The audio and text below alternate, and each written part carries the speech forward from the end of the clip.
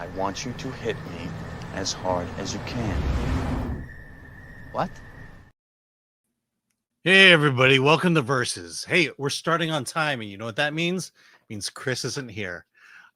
Chris, if you go on Twitter, you'll find out what's been happening with Chris, but he may show up by the end, but whether he does or not, welcome to Versus, and let's get things going.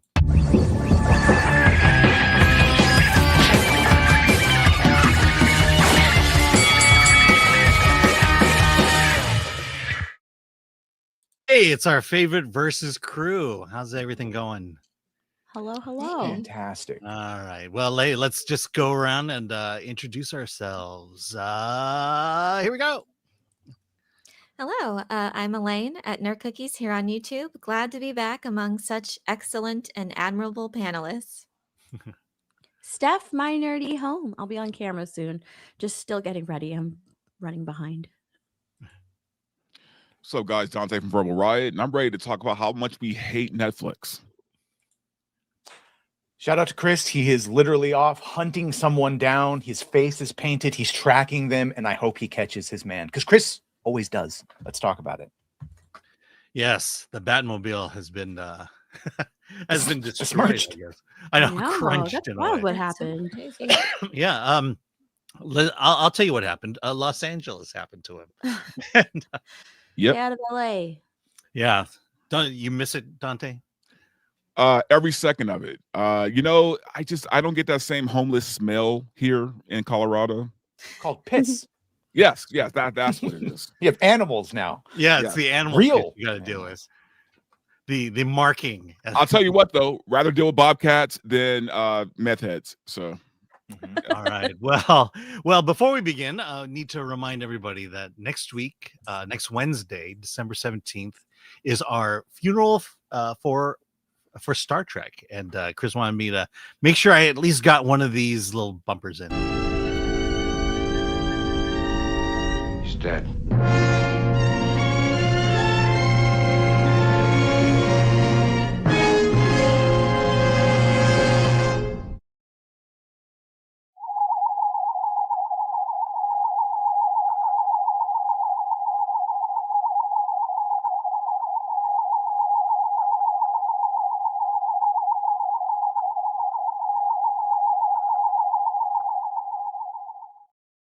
Yeah, so join us December 17th for our Star Trek funeral and be part of it. Post your eulogy on social media at hashtag Star Trek is dead or hashtag Star Trek funeral. I can read too. Perfect The link is timing already with that set up for academy. it, right? The stream is already set up, so you can already believe- go yes. check the reminders and everything. Yep. If you go to my Film Threat, mine or Chris's X accounts, it's all set up and ready to go. Yeah, if you want to post a eulogy, please do. We will play it as long as you don't put any bad words in it. We're good to go. All right. And then lastly, be sure to support us at shop.filmthreat.com. This is how unprepared I am. Because there we go. Let me get this on screen. in all fairness, though, StreamYard keeps changing things. So I know. We have go to our shop at shop.filmthreat.com. We have our Christmas lineup here. The Final Frontier and Award This, which is coming in January. The only award show you can actually attend. And then in honor of Avatar, which I have finally seen, we have the Papyrus shirts as well. So again, whatever you can do to support Film Threat is greatly appreciated, whether you buy merch or super chats or whatever. You are loved. All right. Film Threat story. What was that? So I love the Film Threat story shirt. Yes. Okay. Like that. And do we have I still have my Chris Gore Christmas shirt. Do you are we selling that again, Atomic Glory? No, we're not. Oh, okay. So limited edition item. Mine's probably worth now $10,000. Okay. So let's before we get into things, let's go over the box office.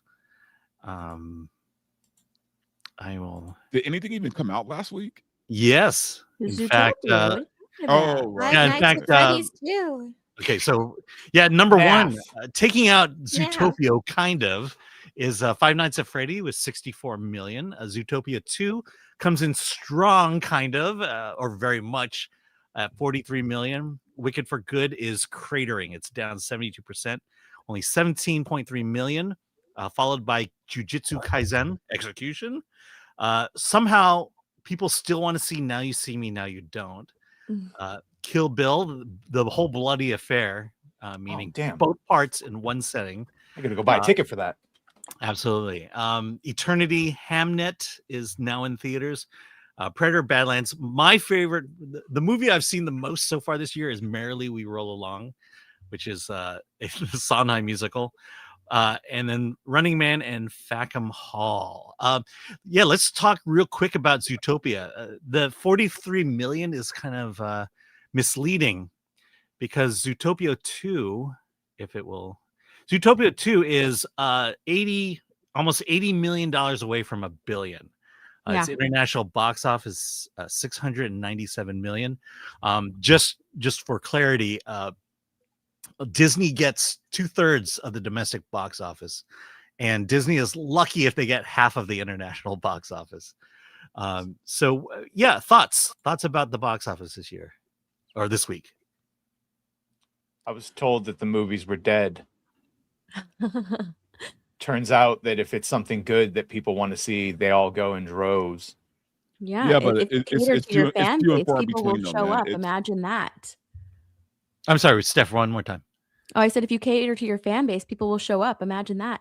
Zootopia 2 doing extremely well isn't surprising. The first one did over $1 billion. It looks like this one is well on its way there, and just in a couple of weeks too. So like this movie, people were waiting for this movie. People were asking Disney to make a Zootopia 2 for like 9 years because it was that popular. It took them that long to make a sequel to it, and it wasn't bad. I just watched it last night. Five Nights at Freddy's 2 is actually overperforming at the box office. So people, I guess people are really excited, and that movie, it really caters to a lot of fans. It really caters, because I've looked on TikTok, and so far I'm seeing nothing but positive reviews coming out from like the fan base of FNAF. From non-critics, yes. Yeah, and not the critics, because like the critics don't like this movie. I think it's like at a 14% on or 12% on Rotten Tomatoes, something like that. The critics were never going to like this movie. I think that if you're not a fan of Five Nights at Freddy's, if you don't play the video game, you don't understand it, this movie's not going to make sense to you. You're not going to enjoy it as much as you might still find enjoyment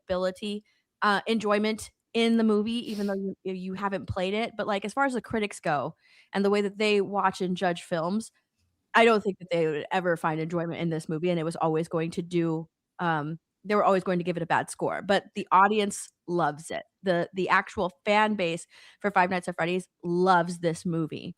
And then it's not a surprise to me that Wicked for Good is pretty much cratering. Its second and third week so far have been less than its predecessor.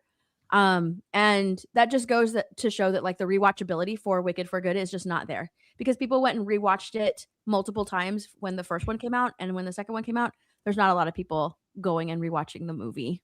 It's a completely different experience. show. The second movie.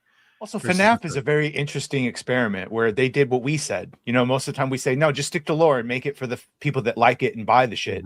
And then they constantly dilute it to appeal to a broader audience, and they end up appealing to no one because they didn't do enough for the fans, and it's just not enough for the general. But if you just focus on the people who love the shit, there will be enough crossover to bring new people in. It's unabashedly for the fans, and I think the first movie might have been more friendly to new audiences or to normies, but this sequel was definitely just again unapologetically for the fans, and I love it for that. It's I can't tell you how refreshing that actually is to see.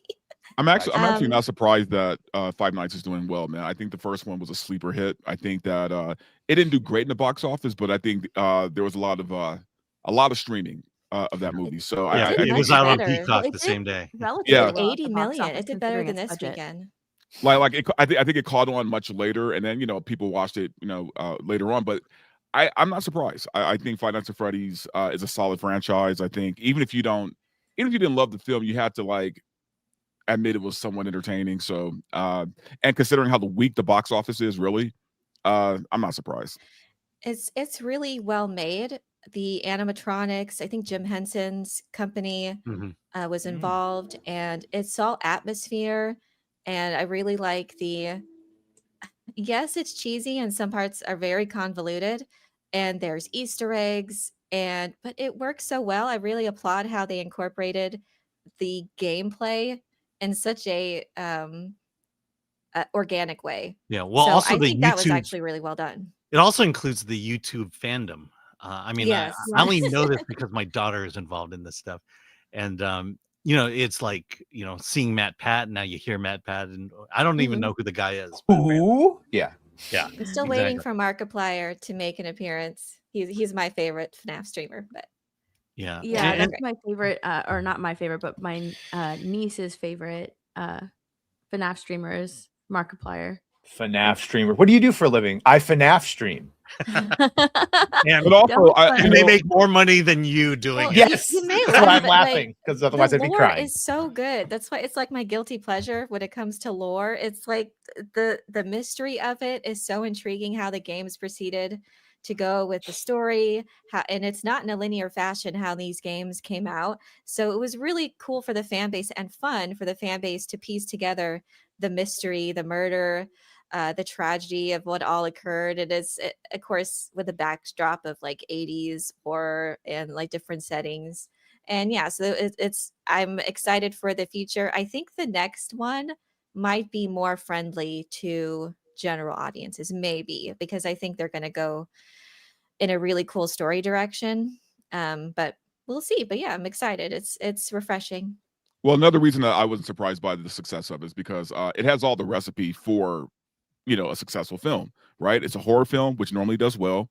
It's based on a franchise, which a lot of people love, and it's not woke. So it had all Low those things budget. going for it. I'm not surprised. Oh yeah, low budget to actually make a Like- profit. To actually, Yeah. shocking when they can do that. Yeah. Yeah, here, I'm gonna bring this up real quick. Because if I can figure out how to do this thing again. So I took my daughter to the Percy Jackson preview over at Disney put this on. And so you see the cast and crew of Percy Jackson. And here's the thing that amazed me. I don't know anything about Percy Jackson other than what I overhear my daughter talking about. But all the actors, when asked, how did you get involved in the Percy Jackson universe? All of them read the books as children, even as teens. The director there is there, and the executive producer is there. My kids told me about this. For the director, you know, his daughter found the book and they read it together. And the way they're talking about it, you know, the crazy thing here is, here's a series of put together, created, produced by people who love the original source material. They start talking about things that happen in this season, which is the second book, like the chariot race, and everyone in the audience is losing their shit. In fact, the first season was shot in the volume. This season, they're doing it practical. There's a giant chariot race, and they built a chariot race course, and then using actual chariots and horses to film this thing. Look, there's again, the girl on the left here, she plays this character called Thalia, who appears in the second book. Yeah, my daughter is like screaming right now. You know, it's like people are anticipating. Then we watch the first episode, and the first thing my daughter tells me is they're following the book. I mean, what is the recipe for a good series or a good movie based on adaptation and IP? It's just follow the damn book. Yeah. You mean they didn't resent it and want to change all the characters and messaging and make it their own thing? Yeah. And then, you know, they race swapped, I guess, the one of the lead characters, and everyone in the room was like they couldn't care less, or they couldn't care less. Yeah. Yeah. This is apparently the same team that's doing the Power Rangers reboot at Disney, the Percy Jackson team. So maybe they'll treat that with a little bit of respect. Yeah. I mean, look, we have years, we have decades of comic books that Marvel could have just pulled from, and or not ask new writers to make a comic so they could say it is a comic. Yeah. And it just, it's like the formula is so simple. The first season nailed it so well that Disney greenlit season 2 and 3 at the same time, or roughly at the same time. It's like their highest rated show, isn't it? Mm-hmm. Yeah, it is seriously like the weirdest fan base in the world, man. It is. I don't understand the show. It's like, did you watch the movie with Logan Lerman back in the day? Percy Jackson, and then the I remember the movie too. Yeah, yeah. I just still didn't get it. Yeah, and I can tell you, everyone in that room hated the movies. Oh, maybe it's a get out whatever compass thing. My daughter's Dark Materials thing. Yeah. Hey, Derek, how you doing? Hey, what's going on? All right, we're talking about adaptations. Did you see FNAF by any way? No, I went to see JJK, Jujutsu Kaisen, so I didn't see that. I'll probably see it. I'm gonna try to catch it this week. I hear it's terrible, but I hear the fans love it, which is all that matters. So my kids love FNAF. They've played the games forever and a day, so I kind of know a little bit of the lore. So I'm gonna check it out. I like the first one. I enjoyed the first movie. I thought the first movie was dope. It's a fun time. I think it's a good date movie too. Oh yeah, absolutely. Okay. Yeah. So only Or one of us has father, seen... son, and daughter dates. Yeah, it's nice. I know. That's pretty much how I'm going to see it. Did we see Fackham Hall by any chance? I need to watch that. No. Okay, so I'm the only one. Is it like a Downton Abbey spoof? Isn't that what it is? It is. It's produced, written by Jimmy Carr and I believe his brother. I saw it last night. It was good. I definitely laughed at times. It's a very silly movie. Let's just put it that way. So yeah, I mean that's kind of the point, right? Yeah. Yeah, but on a scale of British humor from 1 to 10, where was it at? It's dry like a Merlot. Exactly. It's very Merlot. It's dry like the desert. Yeah. All right, so we're not going to talk about Fackham Hall, but I would definitely give it a recommend. It's drier than Grace Randolph looking at the casting list for Doomsday. What? Grace Randolph is pissed that there's not many women on the call list. So I heard about that. That's right. Yeah, they're all mad. My point is she's not very excited about Doomsday. but she had all of phase 4 and 5. Hey, Alan, it's not enough. Isn't that great? It's not enough. They made give me more. Movie after movie after movie. Down the road, Disney Plus down show the after witches. Disney Plus. Remember, Grace is all about she's all about the MCU, man. She doesn't even say it ironically anymore. She just says MCU because it's undeniable. Like That's credit to Gary. Want, man. Yeah, that's exactly what they want. They want the MCU back. It's not coming back. Sorry, ladies. You had your chance. All right. I remember last year her exact words were I find it offensive, but it's undeniable. Yeah. Switch from pejorative to just like, well, it is kind of. How is it offensive? It's true. It's true. I mean, it's not offensive to women. I don't know. I know that's the point. Is like you got your movie, you got your female-led movie. How is that offensive? If we call out the fact that it's a female-led movie. How much money did the Marvels make again? Somebody remind me. Make right, exactly. It was zero, negative. So why are we going back to this? This is idiocracy. Going back to the MCU. Get out of here. Oh, isn't Doomsday, or is this a rumor? I don't know, but isn't Doomsday supposed to be a direct sequel to Endgame now? That's what we're hearing. We still don't know for sure. What? Or they just That's the rumor. Really? That's the rumor. Grace Randolph say to that? How do you? Okay. The multiverse, baby. Wow. Hollywood, baby. It didn't It's the happen. multiverse. They can It's do whatever easy. they want. Phase 4 and 5 never happened. It didn't happen. Just retcon. Done. Fighting is Teflon. Imagine having 2 whole phases and all those TV shows and not just flop and lose money, but like actively make everyone apathetic and or angry. Still there. I mean, literally, in the words of Notorious B.I.G., it was all a dream. It never happened. It is a direct sequel I've to never happened. Endgame.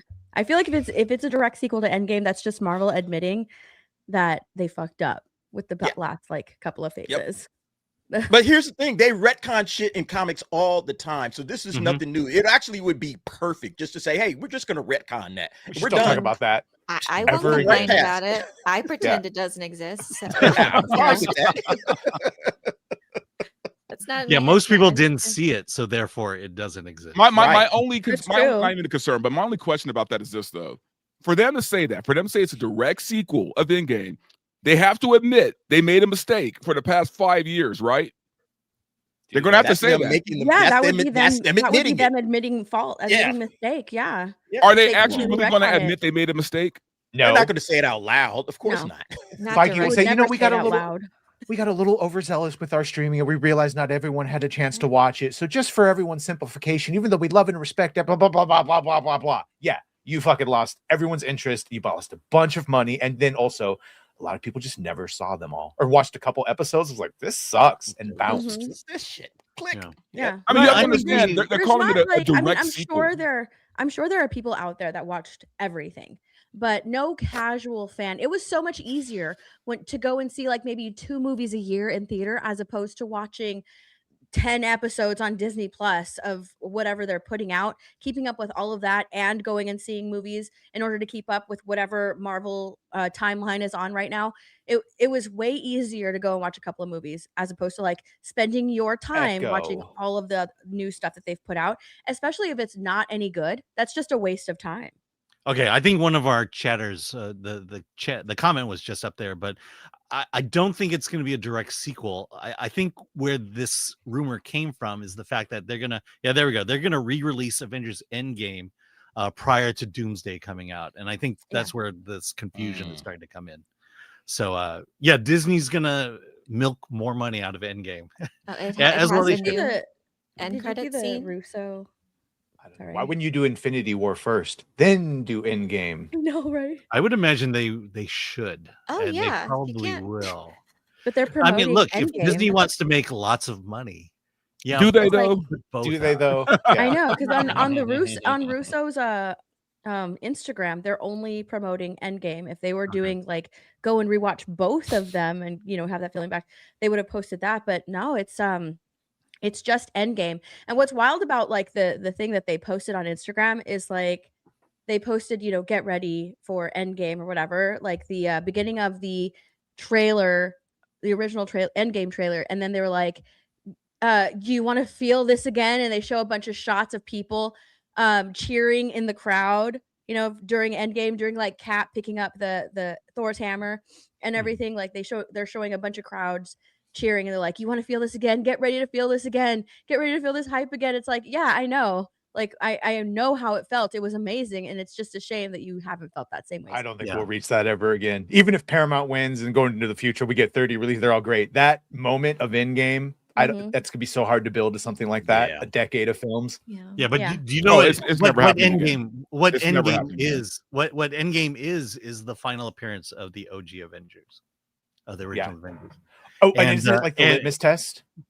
Yeah, Like if they can't bring people back for Doomsday with Robert and all those teases, it's not good. exactly. Okay, well, speaking of our superheroes, Supergirl has just dropped a teaser trailer. So let's take a look if I could. Okay. Sorry, I hate StreamYard. Can I just say that? Yeah, blame StreamYards. They do something. Yeah, because I'm hitting a million buttons just to get to here. All right, Supergirl teaser trailer. Let's watch.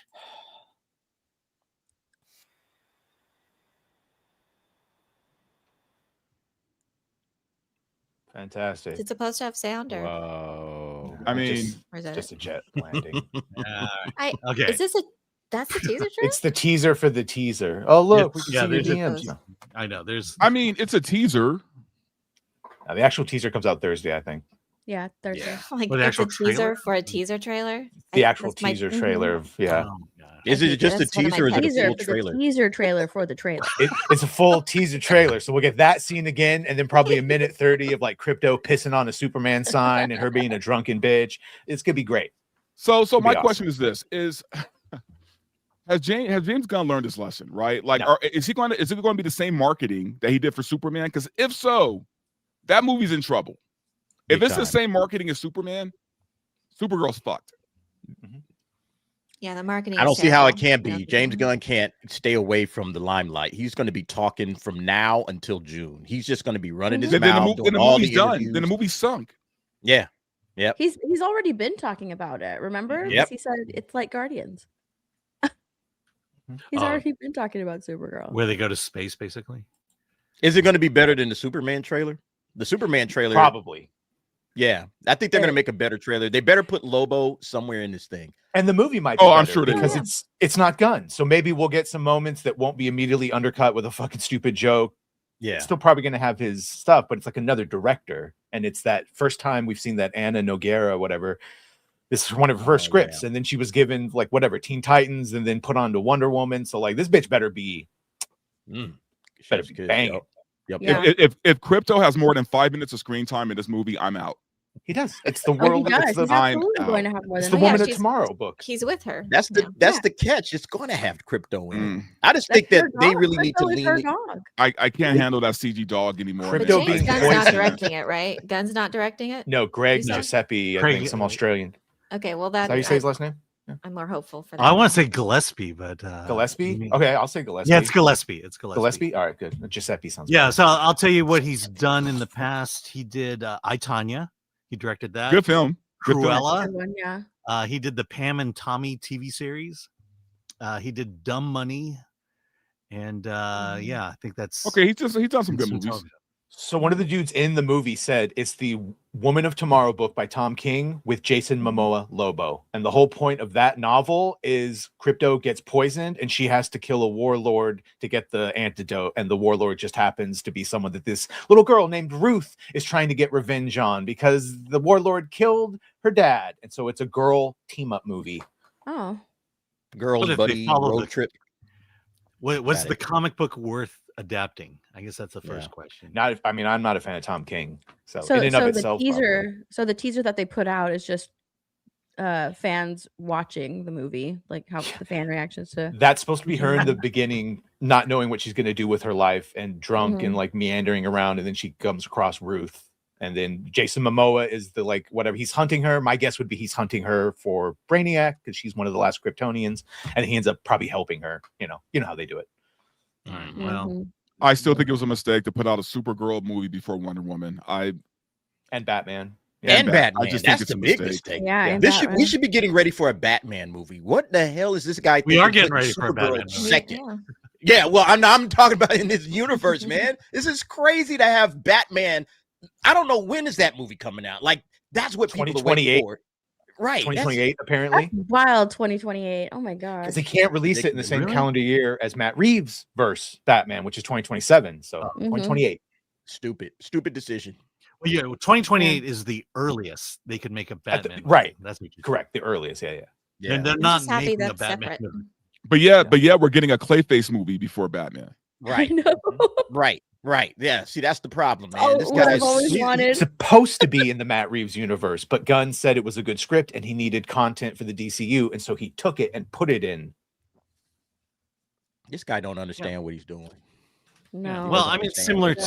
to Sony's strategy with Mobius and Craven and If you Madam take over Web. the DCU.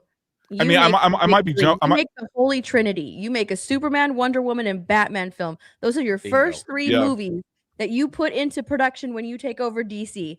Those are the Done. first three because those Yep. three will lead to more, right? And if you want Yep. to do Flash and other movies after that, that's totally fine. But those three would have been guaranteed hits, depending on like the story, who you cast, all of that stuff. If you wanted to create positive buzz and excitement around DC, you would do the Holy Trinity. Facts. Su- Yeah. Yeah, Like that's even what you Zack would do. That's Snyder not what he's understood. doing. I got to get Batman going after Man of Steel. Even he understood. I need next thing Batman.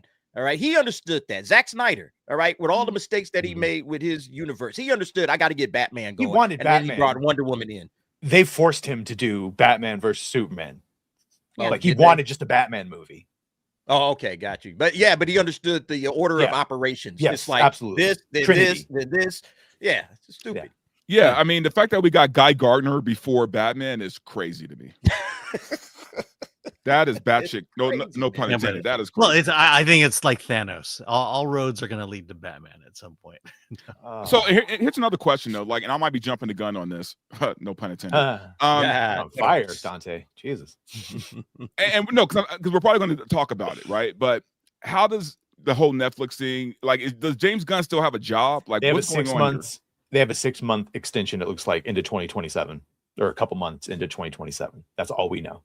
here? So the DCU is protected until then, And Zaslav says that he's committed to them. Zaslav says even if they sell.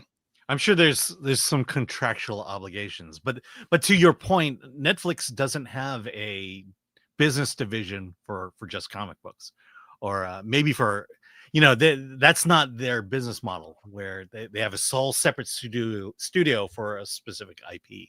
And I would almost imagine that that's going away.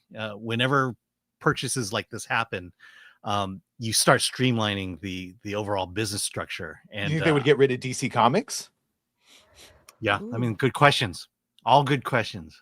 If we're just going to, let's just talk about DC before we talk about everything else of Netflix. But, DC Comics probably has the same importance to Warner Brothers as Marvel Comics has to Disney. Well, yeah. I Yeah, I mean, where it's obviously, going. right? Yeah. They're just not willing to put the money in it. They don't see the importance of it. The importance of the properties is the movies, because they make $1 billion each, or at least they used to. Nah, they don't. Not anymore. Well, Okay. they could. If they start making good shit again. Yeah, I think the actual comic company is the one thing they wouldn't get rid of because it's just it's a legacy product that still they go back and forth. Shit they introduce in the movies, they put in the comics, things in the comics they put in the movies, and it's like a nerd heartbeat. I'm not going to get rid of that. Just like Disney didn't get rid of Marvel Comics or. It's cheap shit. R&D. It's cheap research and development. You can always just create characters, play around with storylines, test them out in the comic books, see if they work. Oh, okay, this worked. We can make it into a movie or a TV show. It's cheap. Mm-hmm. It's not going to cost them a lot. They'll keep it on, but they might not put a lot of attention on it, but it'll still be there. Well, Netflix has produced DC products before, like Sandman and some other things. Yeah. My problem again with Netflix though is that they hate theatrical. So how is that going to work for like a DCU movie? Well, the promise is that theatrical will continue under the Warner Brothers banner until it doesn't. It's such a from a certain point of view comment. Mhm. Well, we swear we'll release your shit in the theater. How many days are you going to release it in the theater? How many theaters? And it's going to be like 500, and it's going to be under 2 weeks. Yeah. Well, the big thing is it's the advertising. I think the biggest reason Netflix doesn't do theatrical is they don't want to spend the money on the advertising and the promotion of these things. K-pop Demon Hunter. How much did they spend on advertising? Nothing. They didn't have to. It was already huge. It was already popular. Yeah, exactly. So it was a no-brainer at that point.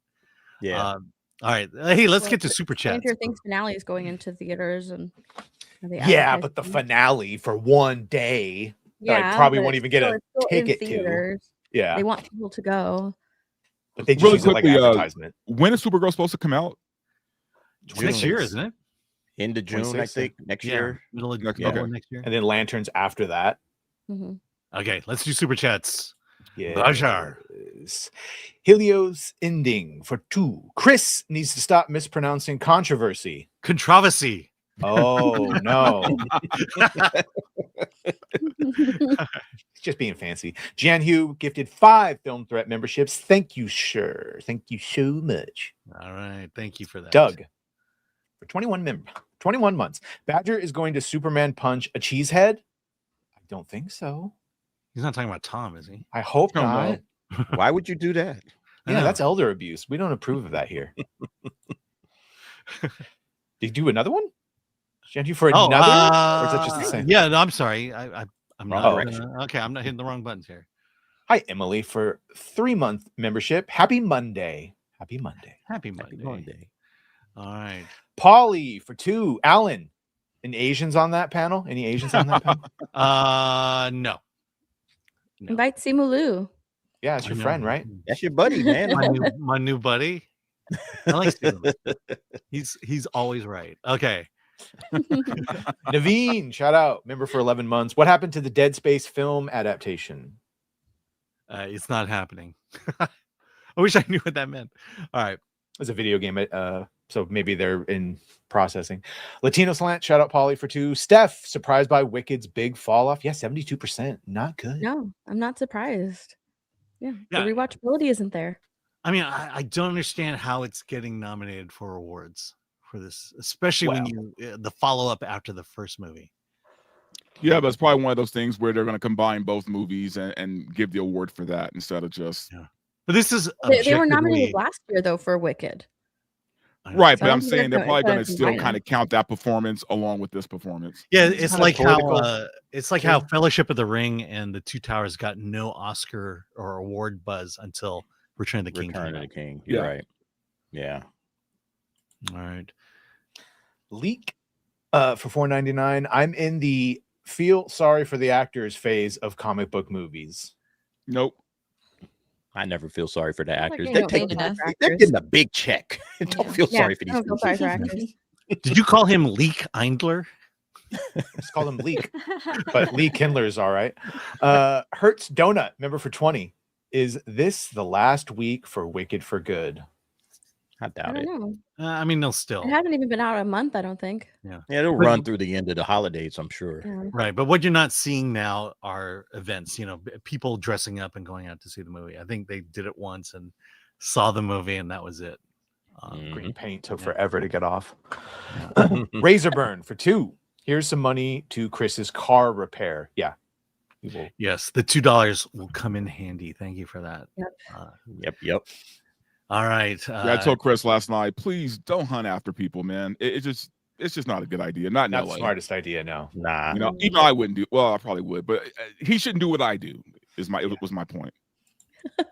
Not in LA, man. Not in LA. You never know. You never Not know. on the 110, man. The 110 is a wild. It's a bad freeway automatically, and then when somebody hits you, it's like, okay, just let it go. I mean, the freeways themselves are not, they're not just 2-lane highways, 2 or 3-lane highways. They crisscross. They just getting to your exit is the worst thing ever. I would say go after just so you can get the license plate, but that's it. Yeah, and then that's pretty much it. And then if you've ever been on the 110 North, especially after Chinatown or after Dodger Stadium, on ramps are literally stop signs. Pretty much. Yeah, they are. Pretty much. You have a stop sign, and then you got to gun it to get on the freeway. You gotta go, baby. Let's go. You gotta Just gun try it. to do a pit maneuver or something. And in all fairness, the 110 is the oldest freeway in America, right? So, and they never upgraded it. Yeah. It's the oldest freeway in America. Yeah, and it's built over Toontown. I don't know if you. Yeah, know that's that. where Toontown is. I was about to say that. All right. Yeah, be careful. Okay, hey, speaking of award season, the Golden Globe nominations are in. Last Friday, we did the Critics' Choice, which Chris and I are members of. And when that award ceremony comes out, you should all watch it. But let's take a look at... let's take I hate StreamYard. StreamYards. Okay, thank you. All right. 2026 nominations. Here we go. Lori, if you can help me move everybody over to the right, that'd be great. But Best Picture Drama, they split it into drama and comedy musicals. Frankenstein, Hamnet, It Was Just an Accident, Sentimental Value, Sinners, and The Secret Agent. Thoughts? Sinners. I think Frankenstein, man. Frankenstein is one of my favorite movies. I don't know, man. Sinners got a lot of love, dude. I think Sinners probably will win, but I'm talking about who's going to win, not who deserves it, but who's actually going to win. Okay, got you. Okay, yeah, you're probably right. Sinners definitely over Frankenstein. Yeah. Plus, it has what Hollywood loves, man. Lots of diversity and tons of black people, tons of black folk. Yep.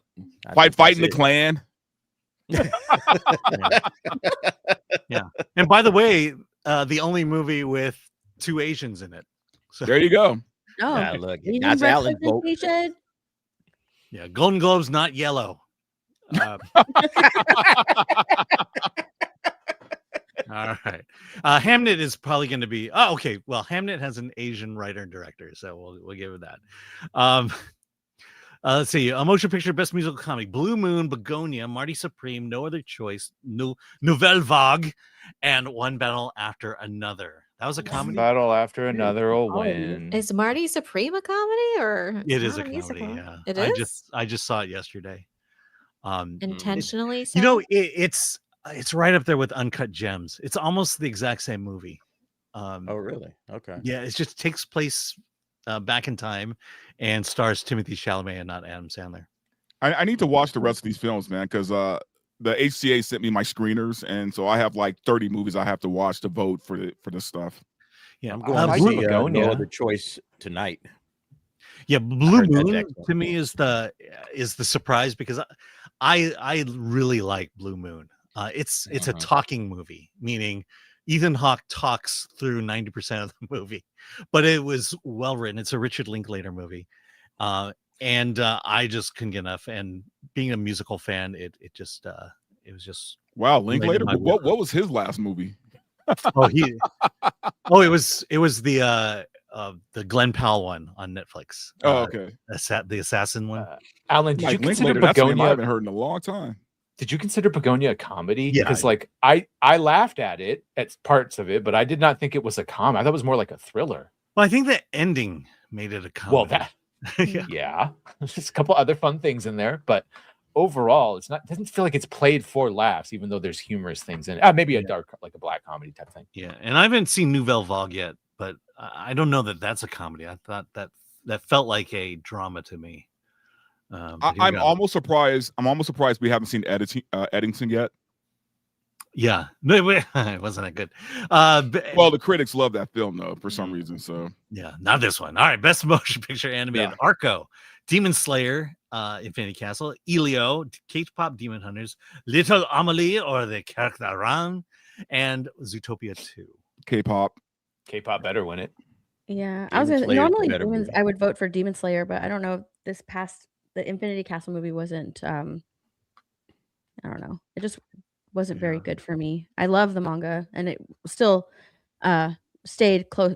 I mean, it was like manga to screen, which is perfect. But the story itself, that part of the manga that they chose to adapt, it wasn't, I guess, enough. Maybe it felt unfinished. How did Elio get up there? Yeah, that's what I was wondering. Elio, Yeah, that's kind of funny. I mean, I already went through it as purely animation and art. It is awful. Did you say it was like one of the worst ones you've seen? From like Pixar. of quality? Yeah, from yeah. Pixar. Elio? You know, because I mean, Yeah. everything I complained about in Elio, they fixed in Zootopia 2.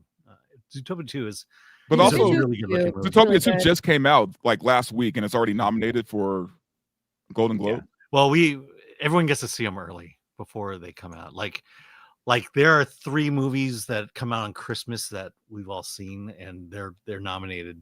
They're already nominated. Yeah. I mean, let me see if any of these are it. Nope. Okay, well, at least the Critics' Choice got those. Best motion picture, non-English language. It was just an accident. We don't really care about this, right? Nope. We can It's skip gonna this be- altogether. It'll either be No Other Choice or The Secret Agent.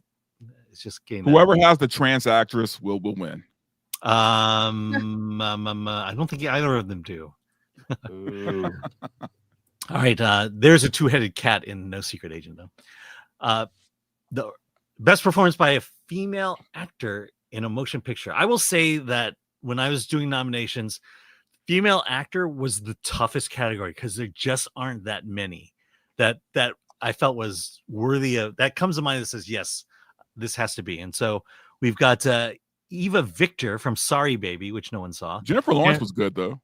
Yeah, in Die My Love. Jesse Buckley, Hamnet. Julia Roberts, After the Hunt. Renata Rensvi from Sentimental Value. And then Tessa Thompson for Hedda. And the only person on this list that has gotten any kind of talk about a great performance is Jesse Buckley for Hamnet. Looks like it's pretty No, I hardcore. thought Jennifer Lawrence was pretty good. Yeah. These movies, look, I feel like they're filling spaces in the category, and that's why most of them are. No one talked about Tessa Thompson. What about Tessa No. Thompson? Yeah. Best performance by an actor, Dwayne Johnson for The Rock! Special Few. Jeremy Allen White for Springsteen, Joel Edgerton, Train Dreams, Michael B. Jordan, Oscar Isaac, Wagner Moore, who's in The Secret Agent. I'm going Oscar Isaac, I think. Yeah. Michael B. Jordan played 2 roles. Man. Yeah, that's true. Yeah, but Joel Edgerton had Although I heard lines in that movie. I heard good things about Jeremy Allen White as well. So, but again, no one saw Springsteen. That I mean, I missed it in theaters. I think it was there 2 weeks and it was gone because no one was watching it. Is it the Stackhouse twins or the Smokehouse twins? It's Stackhouse. Yeah, Stackhouse. Like they were cool and all that, but like goddamn, Smoke and Stack. Oscar Isaac, like he gave a really like tortured, compelling, like hated him but did not hate him performance. Like, and he keeps getting screwed. I don't know. And Christopher Nolan says Dwayne Johnson was great in The Smashing Machine. I'll tell you what I don't like about this. I don't like the fact that Oscar is nominated because it wasn't theatrical, right? Like, and I know that's kind of snobby to say. And Frankenstein was a good film. Well, and they released it. He did a great job. Did they though? They Yeah, met like a the week. minimum. They met the minimum requirements to be Which is what 14 days.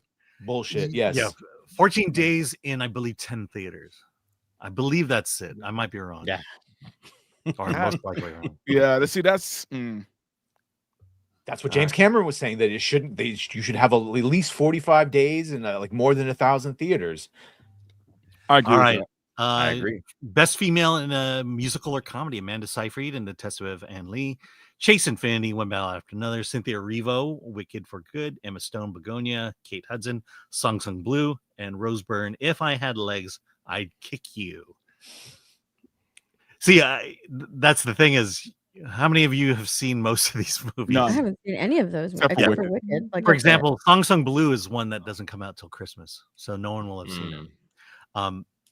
That one is actually my favorite of the 6. Emma Stone was better in Begonia than Cynthia was the second time she played Elphaba. If it was the first movie, maybe we'd have a conversation, but Emma fucking slayed it in that Begonia movie as the kidnapped CEO that they keep accusing her of being an alien. Like, really good performance. Yeah, and remember that Amy Adams movie like 2 years ago where she plays a mother who hates her who hates her baby. That's the quick analysis of that.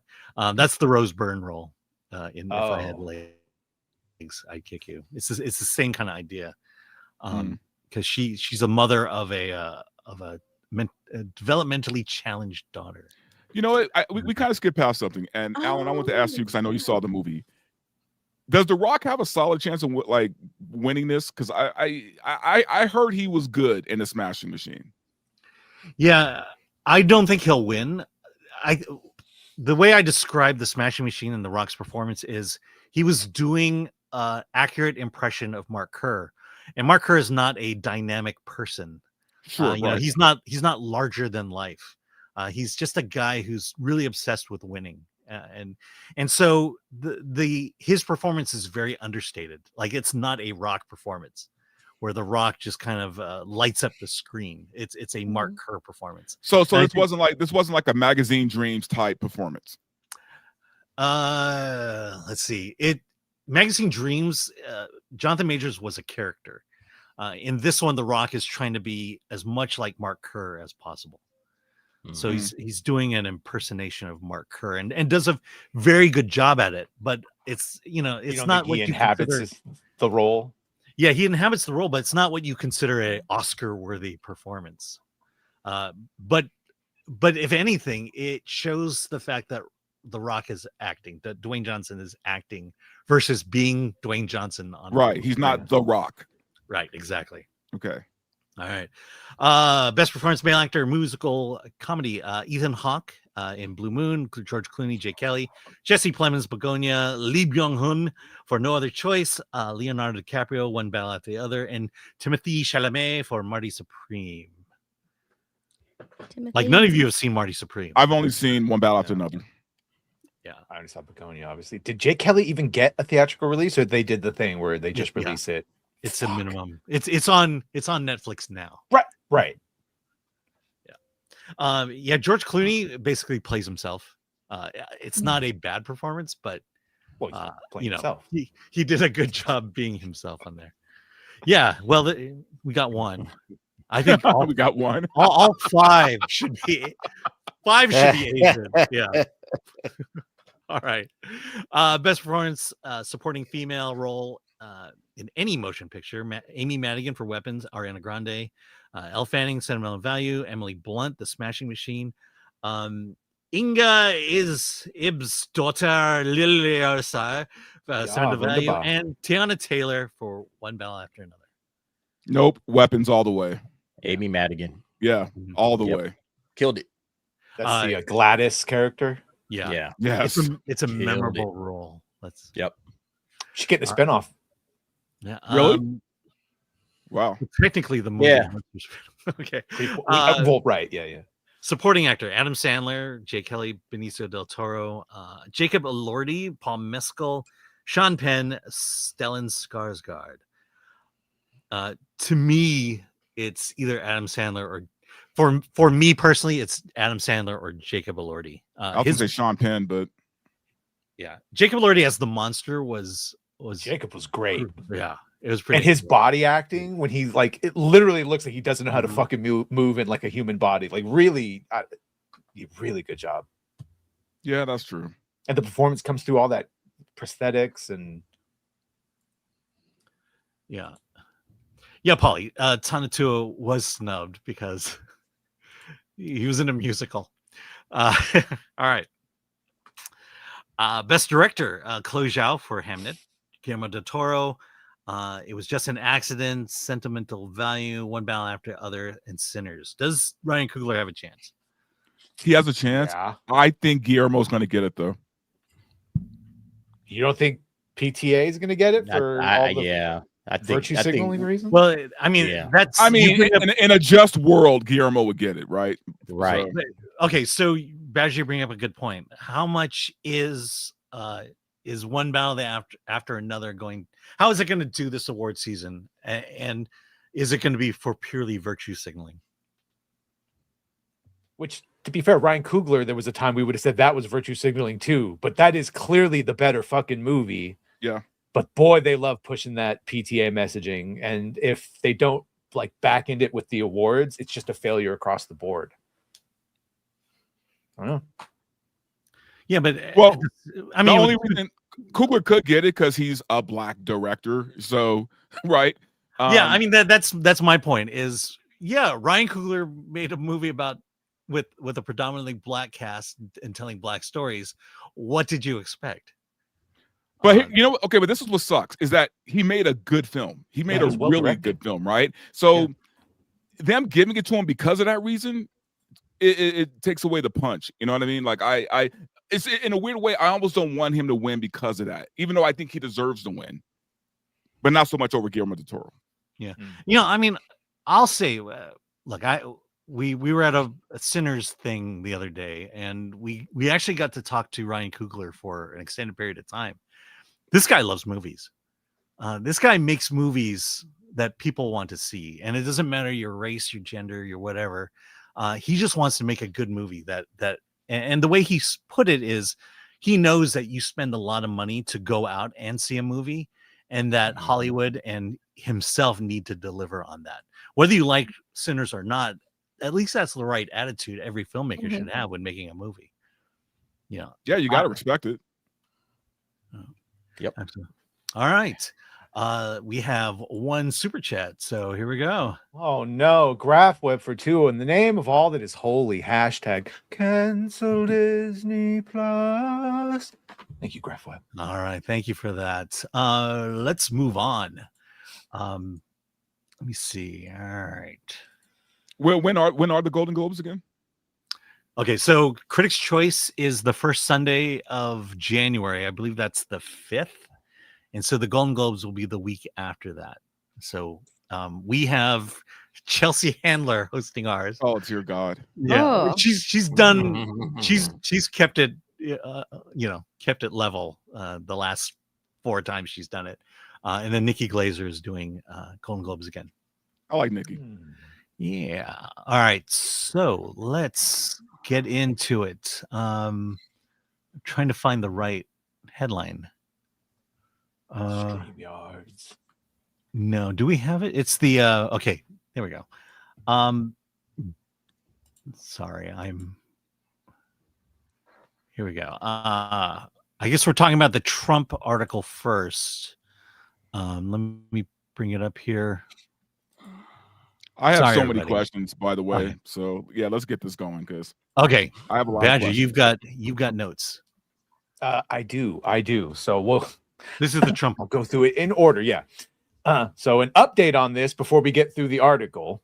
Paramount has launched a stunning hostile takeover bid for Warner Brothers Discovery, valuing the company at a massive $108 billion in a bold attempt to derail the WBD's ongoing negotiations with Netflix. The offer, far larger than analysts expected, is backed by $24 billion in funding from Saudi Arabia, Qatar, and Abu Dhabi's sovereign wealth funds, along with capital from Jared Kushner's affinity partners, signaling an unprecedented mix of Hollywood ambition and geopolitical money. The move throws the already volatile media landscape into chaos, raising questions about consolidation, regulatory scrutiny, and whether Netflix's deal-making momentum can survive this surprise challenge, even though Paramount said they were going to do this from the beginning. Okay, so here's the actual article with that update aside. So we are well aware that Paramount has made a counterbid. All right. Netflix's pending purchase of Warner Brothers is unfolding with Donald Trump emerging as a central figure as Ted Sarandos meets with the president in mid-November for a private White House discussion lasting more than an hour. During the meeting, Trump said that Warner Brothers should sell to the highest bidder, and Sarandos agreed, making the case that Netflix is not a monopoly and is only the 5th or 6th biggest distributor on TV. Sarandos leaves the Oval Office believing that Netflix will face immediate resistance from the administration, will not face, rather, immediate resistance from the administration, a key contrast to Paramount, which insists Trump will side with them. Trump later confirms the meeting publicly, calling Sarandos fantastic and praising Netflix as a great company, while also warning it is a big market share. It could be a problem. He says he will be involved in the regulatory decision, signaling that approval of the deal may hinge heavily on his stance. Paramount attempts to leverage Trump's influence, accusing Warner Brothers of running a tainted sale and lobbying the White House to view Netflix as a monopoly. The administration even holds internal discussions on whether Netflix already holds too much market power, but Trump never speaks out against Netflix, a silence that benefits Sarandos as the bidding intensifies. Trump and Sarandos' existing relationship began during a December 2024 dinner at Mar-a-Lago, where they bonded over a shared personal histories and a mutual love of entertainment. That rapport continues, giving Sarandos direct access to Trump as the Warner Brothers auction accelerated. And then lastly, Trump remains a looming force. His Justice Department still has the power to block the acquisition, and his public remarks continue to walk a line between praise and caution. Trump's influence becomes one of the most consequential variables in whether Netflix's historic Hollywood takeover clears its final regulatory hurdles. I have a lot of questions, man. Yeah, go ahead. I'm steeped in it. So my thing is this. I'm pretty well versed when it comes to the ins and outs of like the industry and shit like that. I love film, right? Always loved film. Since I was a kid, the whole deal, blah blah blah. Worked in film here and there. My thing is, what I don't understand is, as much as I despise the idea of Netflix buying Warner Brothers, because I think they're the wrong company to own a studio like Warner Brothers. I almost kind of wish Paramount would get it. The problem I have with Paramount getting it though is this: Warner, even though I don't think they should sell, especially after having the best year they've had in probably the past 7 years, they've had an amazing year this year. If Warner wants to sell to Netflix, even though I think it's a bad idea, why is Trump stepping in, or why would he step in to regulate business between two corporations, right? Like this is free enterprise. This isn't.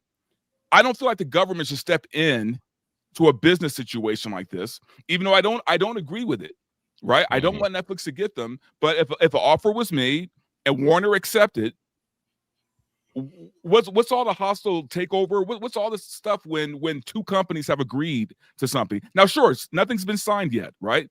Nothing's been signed. I get that. And if Paramount wants to make a bigger bid, okay, that is fine. but hostile takeovers and including the president is something that is between two corporations. I don't understand this. Can you share my screen? To your point, the reason the government is involved is for antitrust reasons. If Netflix purchasing Warner Brothers makes them too big to have too much of a large market share, the government will and needs to be involved. What I think, though, is I think the news, the press, overestimates Trump's influence on all this in terms of not that he doesn't have influence, but Trump's priorities. I don't think this is part of his priorities. They have dinner with him. He issues his opinion, and I think that's as far as that goes. I think Trump has better fish to fry than studio mergers. But the same could be said about when Disney bought Lucasfilm and Marvel, right? People were saying, "Oh, that's a monopoly." No one intervened in that. I don't think people were. If people were saying that, it didn't hold a lot of weight. To this purchase one does. purchase Marvel and Lucasfilm, that doesn't make you the largest company in the world. Yeah. So I asked Grok to explain this with the numbers since it's far smarter than I am with analytical shit. So why monopoly concerns are legitimate. Critics argue this merger would consolidate too much power in one company, reducing competition, hiking prices, limiting content diversity, and squeezing creators and workers. And here's the evidence. Market dominance. So this is the antitrust concerns. When the number one streamer merges with the third largest streamer, it's just too much. So pre-merger, Netflix holds about 300 to 312 million global subscribers, making it the largest pure play streamer. Warner Brothers Discovery's streaming arm, Max, HBO Discovery Plus, has 128 million subscribers. Combined, they'd exceed 430 million, potentially controlling 30 to 40% of the US streaming market. And when you go above 30% is when you start triggering antitrust concerns. So just from market dominance from streaming, and then when they have that, they can then start influencing release windows. And all of a sudden, while other studios are trying to do 45 days, they're doing 2 weeks. And then it all just collapses, and we have no more. Yeah, but that's all in windows. streaming, though. That's just streaming. That's not That's like just that. theatrical. Yeah. So the industry fears Hollywood guilds worry about reduced creative freedom and theatrical releases. Cinema owners fear Netflix's day and date streaming push eroding box office. In Europe, the deal faces similar antitrust probes, potentially delaying or derailing it. So here, the bottom line, it isn't hyperbolic or hyperbole rather. The numbers and expert reactions show a real risk of monopoly-like dominance in streaming, where Netflix, Warner could control pricing, content pipelines, and innovation, regulate. So the Department of Justice and Federal Trade Commission will likely demand concessions like divestitures, but approval isn't guaranteed. If it goes through, it could reshape entertainment. If blocked, it signals a tougher stance on big tech media grabs. For now, the truth in the statement is backed by data and bipartisan. That's the other thing. Bipartisan. Both sides of the aisle think this is horrible. Yeah. Yeah. Oh no, it is. I think Netflix buying them is a terrible idea. Well, so that's why for you asked reasons. why would the government get involved? Because that's why there's monopoly and antitrust concerns that they've triggered by going over that 30%. Right, and I think that it's rightful concern. I don't think this is a small thing where it's political. I think there are real issues of antitrust here that's got to be worked through. Yeah, but it's all related to the streaming aspect of it. Okay, so it's HBO Max. If they just said, we don't want HBO Max, we'll take HBO, you guys can keep whatever HBO Max is and just keep the streaming service, and we're good. Then you get the studios, you get the back catalog, you get all the IP, and then you get whatever. And they won't involve HBO Max in the deal. That's how they get around that. They just keep HBO Max out of the mix. See, to me, I think that's the real reason Netflix is going after them. It's like when WWE bought WCW. It wasn't for the business; it was for that catalog. Right. It was for all those films, all those intellectual property that they now own, and everything else can go by the wayside, including the linear HBO channel, as well as the streaming HBO Max. Why would Netflix run 2 streaming services? Exactly. And they're not like those numbers, like Netflix has 300 and HBO has 128 or whatever it was. a lot of HBO Max subscribers also have Netflix. Mhm. So those aren't one-to-one. Like, yeah, we're just like gonna had 430 new subscribers. It probably would go up like, 20%. Maybe it goes up to 350 or 4, but it's not gonna go up to 430 million or whatever whatever Grok said. Yeah. They're just taking two numbers and adding them together. But most people have, like, I have HBO Max, I have Netflix. So and a lot of people are the exact same way. Yeah, They and might I can tell you, if this merger goes through, the first thing they're going to do is they're going to dump HBO. Yep, it's gone. It's out of there. So yeah, it's not Yeah. going to make any difference. I mean, they might still keep two separate streaming services. Amazon still does that with MGM Plus, even though they bought MGM, they still have MGM Plus and Amazon Prime separate. Yeah, and I think if you go on Amazon Prime, you see how it's structured. You can see why they do it that way. It's really is a second revenue stream by doing that.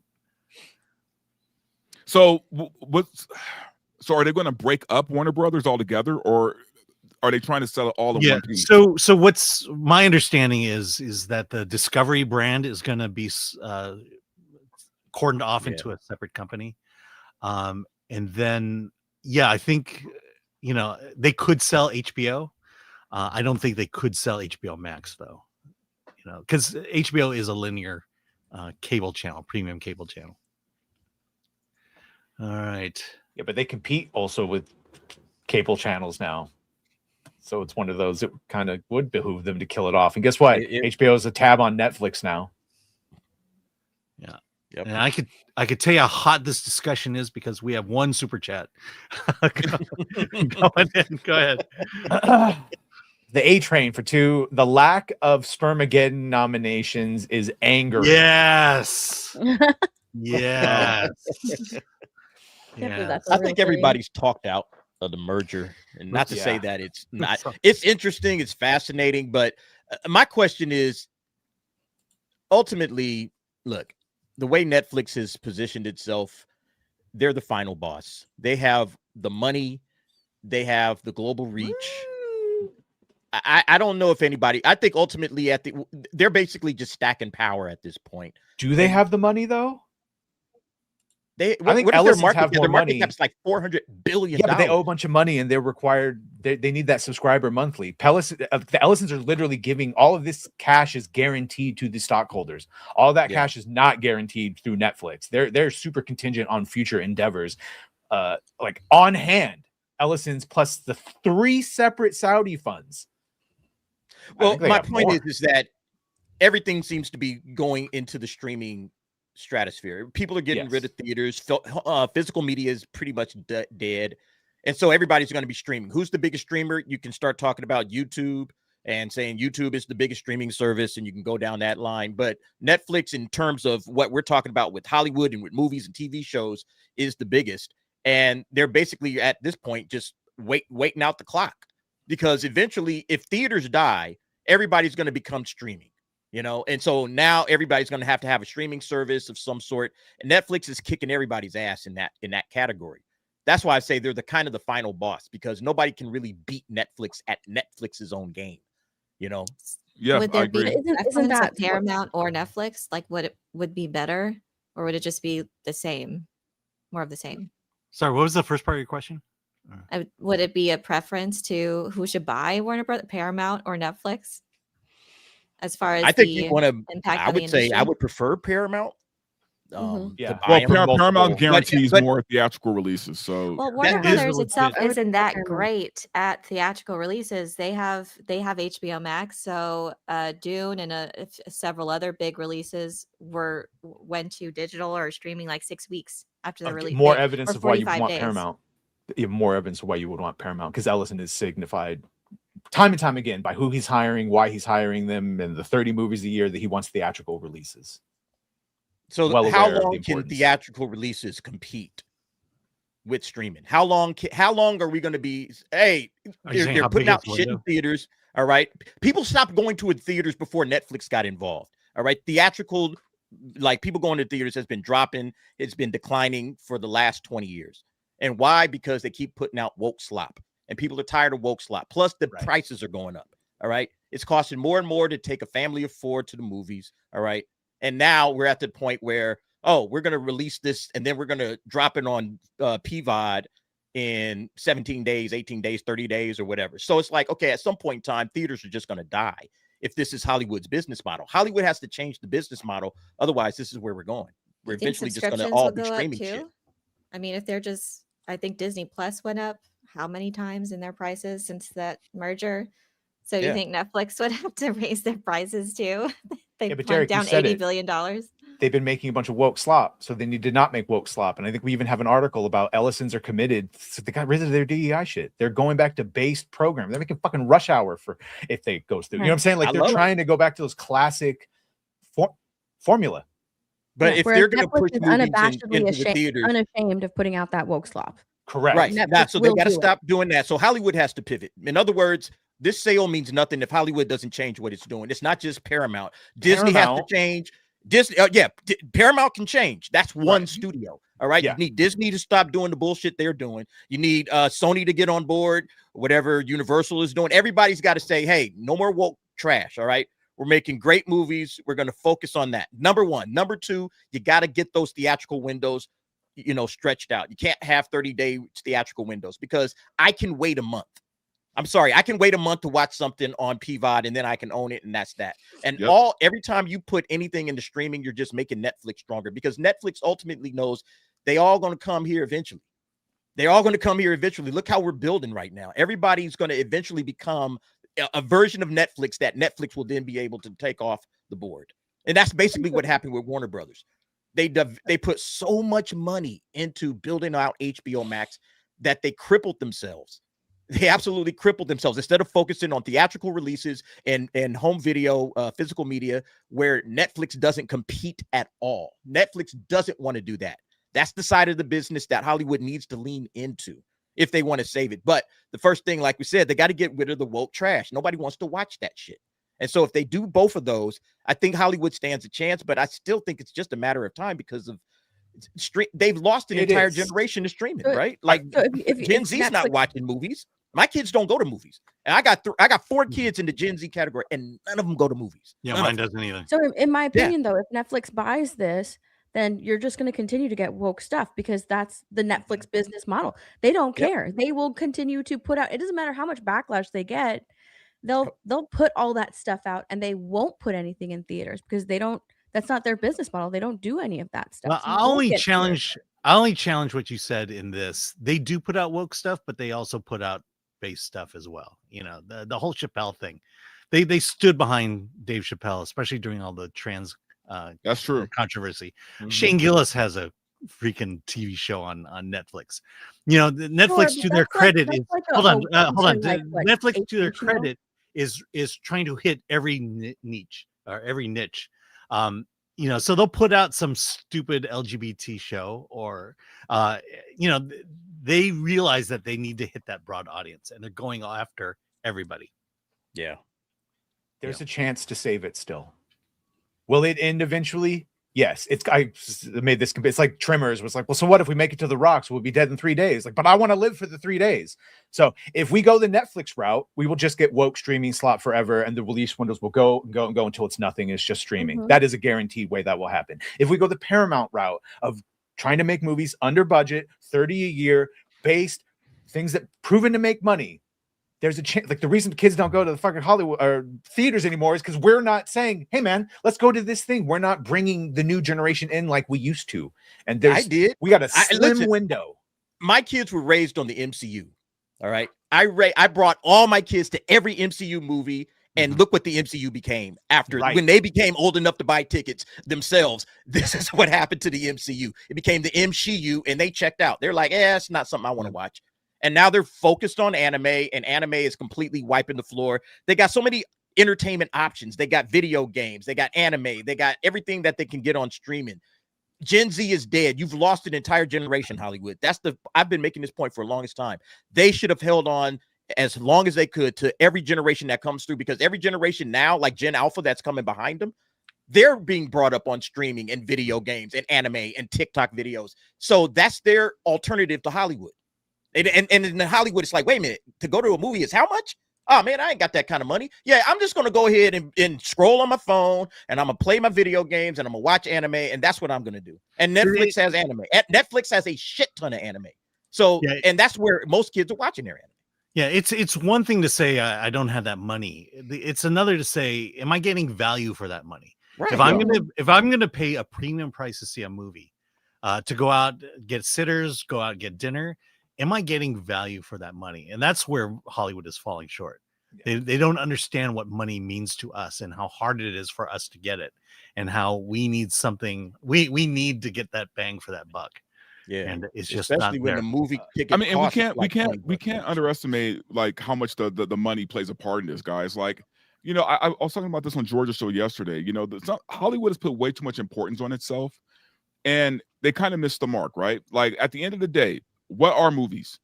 It's something that's there to entertain us, right? Mm-hmm. The thing is, people can be entertained by a lot of things. They don't need movies to be entertained by, especially now, right? So if I could do something entertaining to me for free, why am I going to pay $25 for something that might or might not be good? Mm-hmm. Right? Why would I continue to do that? I see Eugene in the chat saying, stop saying that Paramount's going to put out 30 a year. I can't stop because they keep saying it. And there's just an article today, if you want to share my screen. Paramount vows to release more than 30 films theatrically a year as it launches hostile takeover bid for Warner Brothers Discovery. So I'll stop saying it when they stop saying it. Paramount promised to release more than 30 films theatrically as the company's launch. In a call with press and investors on Monday, the company said it will honor healthy traditional windows, i.e. 45 fucking days or more. That's a direct swipe at Netflix. Good. If you want movies to continue, it needs to be longer than 45 days, to be honest with you. It 90 needs to days, be remember? 90 is the bare minimum, man. Yep. Because now you're forcing people to make a decision. Do I want to wait 3 months? This movie looks really good. Do I want to wait 3 months? Yeah, I think I'm gonna go ahead and get that ticket and go into the theater and watch it now. All right, instead of waiting 3 months. That's the strategy Hollywood abandoned, and that's what made Netflix. That's why Netflix is where it's at this point, where they're threatening to take one of the big 5 studios off the board. Well, that's because Netflix isn't a studio. They're a tech company. Yeah. Right. Warner Brothers, Paramount, these are all studios. And they tried to play Netflix's game and they lost. Yep. Big time. All right. We got super chats about this topic. So let's go, Badger. Boy, Matthew Hammond for 2. Skydance could get a $5 billion discount if they buy WB. Yeah, probably could. Is that the breakup fee? Paulie for 2. Don't be a wokoso. Yeah, don't be a wokoso. I didn't realize there's a Latin term for that, but yeah. Aaron Sleeper for $4.99. Everyone is worried about Netflix killing movies / theaters, but Netflix has been wanting the legitimacy of traditional studios for years. Yeah, but Netflix is actually backing off of that. That's not true. Well, Netflix is they are not producing as much as they used to, and they are buying movies. Train Dreams, which just came out. Netflix doesn't make movies or TV shows. They make content for their platform, right? It's in the form of a movie and a TV show, but they don't care about the art of movies, right? Yeah, They're not cinephiles. They are a tech company. But they are also producing less. Any more than YouTube cares about who's making a YouTube channel. Right. Like YouTube just wants to keep people on YouTube. They're not concerned about what it is, the hell it is you're watching. Unless you're talking about trans people. But yeah, you're right. Right. Yeah. But YouTube just wants to keep you on the platform. Netflix just wants to keep you on the platform. They're a big tech company. They just want you logged in and watching their shit. It doesn't matter what it is. That's why, like Alan said, they got something for everybody. If you woke, they got woke shit. You base, they got base shit. They got it all in both sides of the spectrum. They don't care. They just want you on the platform, and they want your $17.99 or whatever your monthly subscription is. That's it. That'll go up. They're not yep. Oh yeah. It has to go up. Yeah. Yeah. All right. Aaron Sleeper for another $4.99. Is it possible Netflix is seeing a chance to buy that legitimacy? They don't care about IP. Yeah, they want the IP. I think that's the main thing. They just want the IP. Yeah, the IP and that library. Alan, you sold me on that very early on in one of the streams where you're like, all they give a shit about is subscribers. That monthly revenue stream that they get. It's like, yeah, I guess that's true. And here's where the antitrust part comes into it. let's just say Netflix begins dominating, and let's say they get to 80% market share. Well, at that point, how much more money? They can't get any more subscribers, so the only thing they can do is what? Raise subscription rates. Raise the prices. Yeah. And that's and at that point, that's the only way they're going to make more money. So, See Chris Gore in the chat. The Immortal Remus. oh, I'm sorry. Yeah, Let's, no. Okay, for sure. Yeah, no, yes, anime is so huge right now around the world on TV and streaming, and we are long overdue for an anime theatrical film boom. It's coming. yeah. That's all Okay, Master here we go. say. Massa Chris says, I was today years old when I learned you can't super chat your own channel. Masturbatory. That's Gonna like, try that's like saying, I'm going to give you $1, but I'm going to cut 20% off. Here you of go. Yeah. Let me just Or I'm give going to money give to myself YouTube. $1 and then give someone 20% to. Gonna make try it to hop happen. on the show near the end. Alan, please don't break film threat. Alan's Yeah. holding down the fort, Yeah. sir. Yeah, you're doing great. Well, Good speaking job, of Alan. breaking things, we can't talk about the Netflix deal without talking about who? James Gunn. DCU's Uh-oh. James Gunn and Netflix's Ted Sarandos are split on movie theaters. Badger, you've got the notes on this one. Netflix's pending acquisition of Warner Brothers is described as an industry earthquake, raising urgent questions about what happens when a studio known for theatrical blockbusters becomes part of a company long seen as movie theater averse. For now, Netflix insists that nothing changes. WB films will still debut in theaters with existing theatrical distribution deals running through 2027, and HBO Max will continue operating as its own platform. But early signals suggest that longer-term shifts may be inevitable. DC Studios chief James Gunn underscores the tension. He and Peter Safran confirmed that their decade-long slate of DCU films remains intact. And Gunn stresses that superhero movies are remarkably well-suited to theaters. He maintains that theatrical releases are essential to the DC brand, especially for large-scale event films. But Netflix CEO Ted Sarandos has repeatedly downplayed the value of the theatrical experience. In an April 2025 Variety interview about box office struggles, Sarandos asked, "What is the consumer trying to tell us? That they'd like to watch movies at home? Thank you." He also criticized the industry's 45-day theatrical window as completely out of step with the consumer experience. Netflix's own model reflects this view. When it does send films to theaters, like Frankenstein and Wake Up Dead Man, a Knives Out mystery, the window is typically 2 weeks, signaling the kind of abbreviated strategy filmmakers fear. Sarandos has expressed this philosophy even more bluntly. Asked by the New York Times in 2024 whether movies like Barbie or Oppenheimer should open in theaters instead of on Netflix, he said, both of those movies would be great for Netflix. They definitely would have enjoyed just as big an audience on Netflix. He added that there is no reason to believe the movie itself is better in any size of screen for all people, noting that his own son watched Lawrence of Arabia on a phone. The result is a widening contrast. Netflix publicly says theatrical releases will continue, yet its CEO consistently dismisses the theatrical experience and champions ultra-short release windows. As the article concludes, even for DC superhero blockbusters, I guess we'll see what happens.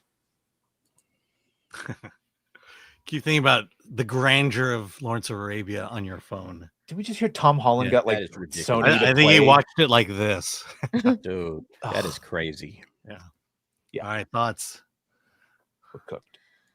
I mean, he's just saying what we already know is that they don't want movies in theaters. They want everybody sitting at home watching Netflix. Again, they're a tech company that focuses on keeping butts in seats, well, not in seats, on phones or on iPads or on computer screens, and that's what they want to do. Second screen viewing.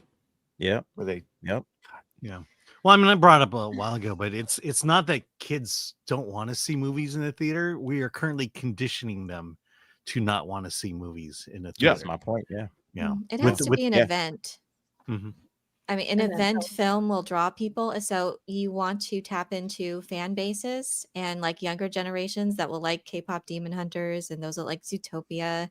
And so, yeah, tap Minecraft. into a fan and Minecraft, of course, and FNAF. And So you can have an event that will tap into that fan base that people will want to go see it. Also, I think theaters need to do the legwork themselves to attract people, make sure that their facilities are nice and comfortable and that they're not going to be interrupted or have disruptions, anything like that. Make sure their experience is worth their money too, and lowering prices, I'm sure, will definitely help. Have certain events and other showings that will reflect better the price that they're getting. So if they're doing like re-releases and things, but yeah, like events like the Lord of the Rings 25th anniversary extended editions, and everyone goes to those things every single time. I mean, yeah, so events and great movies will draw people to the theater. Endgame. So look at how they're selling it of that Star experience. Wars That'll go original away. is coming to theaters. That'll My all go away. lifelong dream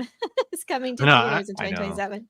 I went to the So- Lord of the Rings screening at my local theater. It was sold out, and not only that, some Gen Z kids were dressed up as Oh wow, Gandalf and the Hobbits. nice. And that's neat. concert movies are more of a thing now. Like, and wasn't the K-pop one? Wasn't that a musical with sing That was a along? sing-along. Yeah. It was a Yeah, sing-along. and Yeah. Wicked Wicked also had had sing-alongs, screenings for yeah. that. Make it fun, and theaters themselves need to like also participate in drawing people in. It's not just on the studios.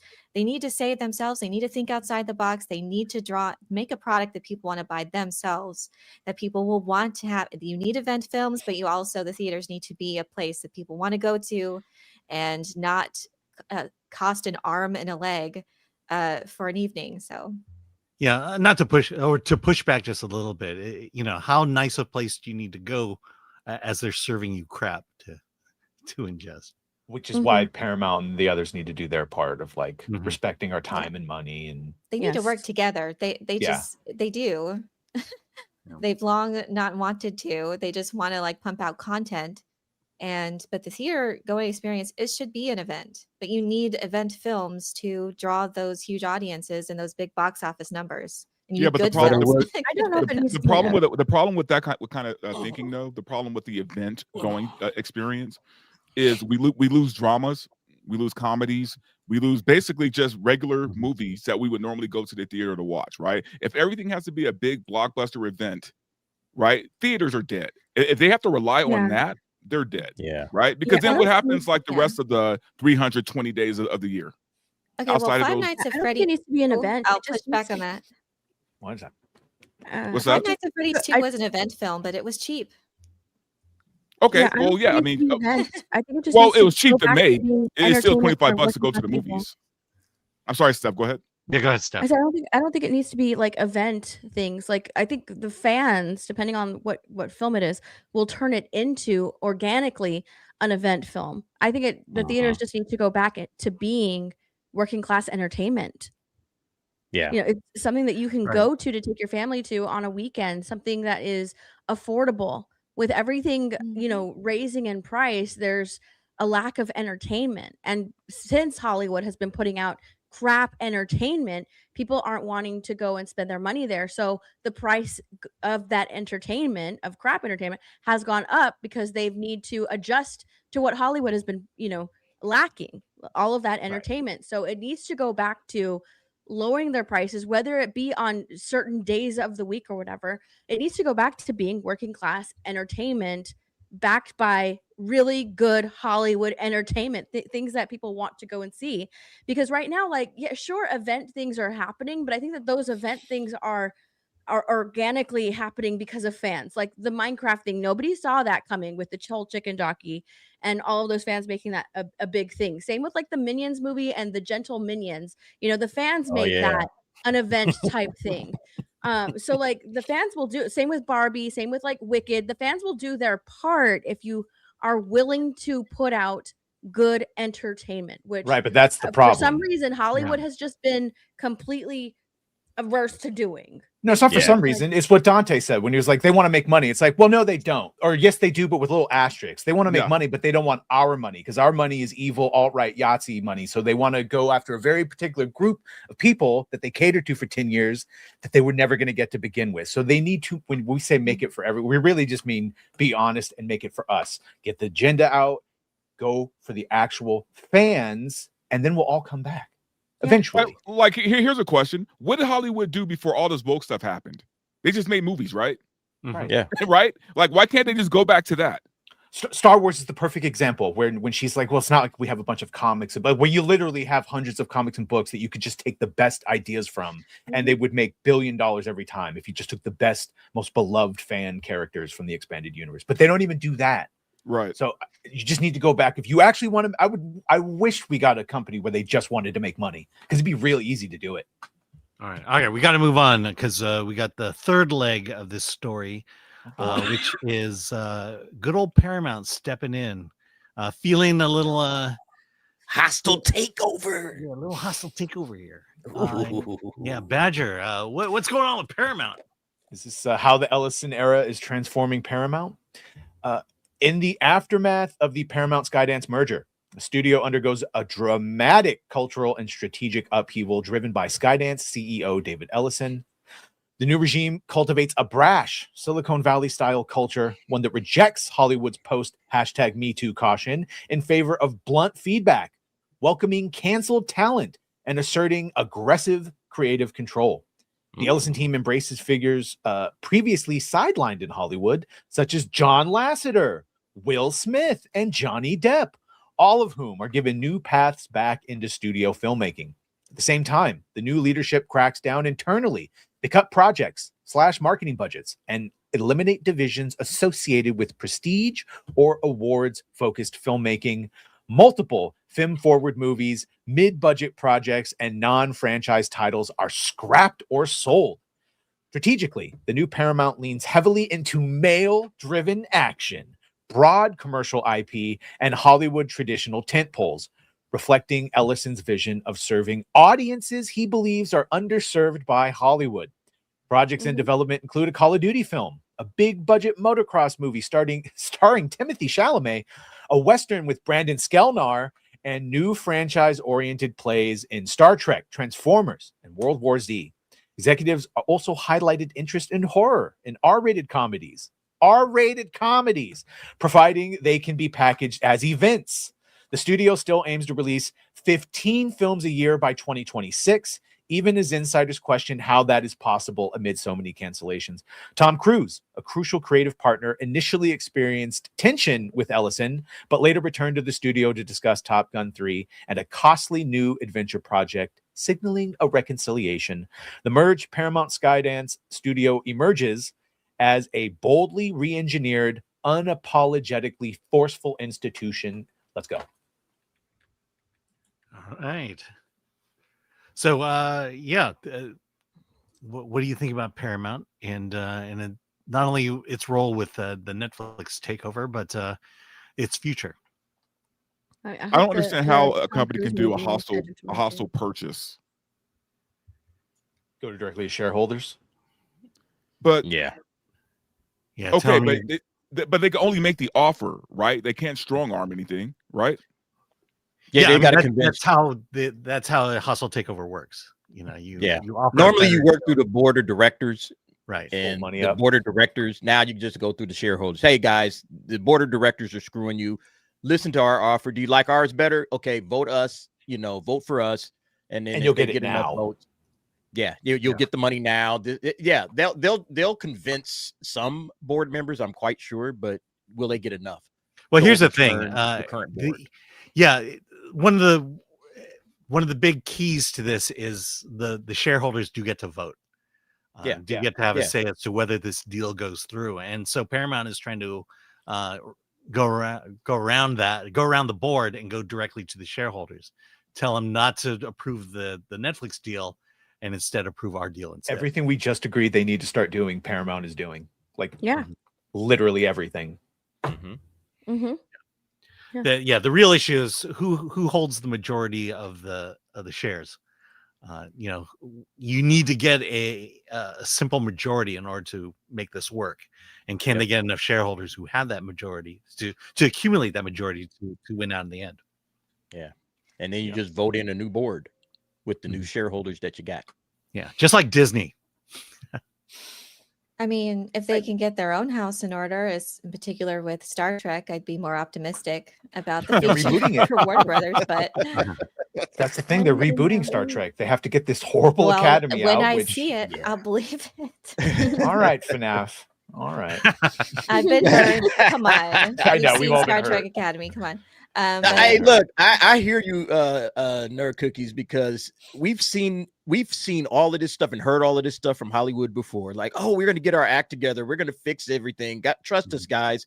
And then we start seeing the content coming out, and it's like, wait, what is this? You know. So I want to believe in the Ellisons. Everything they're saying all the right things. By the way, they're saying all the right things, and that's kind of the reason why I want them to win. If there's a winner in this, I want them to beat Netflix, but. Like I said, man, I'll believe it when I see it.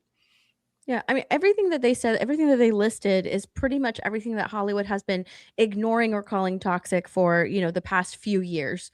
And that's when they've lost money. So let's get back to entertainment for men, really. Because like within the Minecraft movie was so good, or it did so well because it catered to that group of people who have been ignored. Like there's really nothing for young boys out there. So let's start making some more stuff for young boys and men, because all of that has been labeled as, toxic. You can't make movies for them anymore. You have to do something different in order to give them this perception of what masculinity is supposed to be. No, let's not do that. Let's just make films for them, entertaining films for them, so that they come back to the theater. They bring their sons back to the theater, and so more and more people come back to the theater. Everything that they've listed they wanted to do is really good. And it would be like, honestly, it would be shocking to vote against that. I in my opinion, it would be shocking to vote against that and just go with Netflix, who has a history of, sure, they make entertaining stuff, but the ratio isn't equal, right? It's very, very off when Netflix puts out original things, right? It's very much leaning into woke, leaning into race swaps, leaning into all of these things, rewriting history with some of their IP or not IPs, documentaries. I don't care what they told you in high a lot school. of their things that they put out.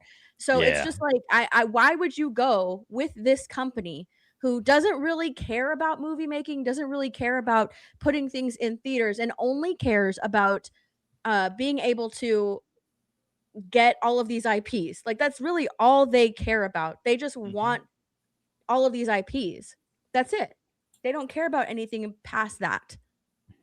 Yep. I just, again, I like Netflix. I like them a lot as a company. I think they're very good at what they do. I think they're the best at what they do.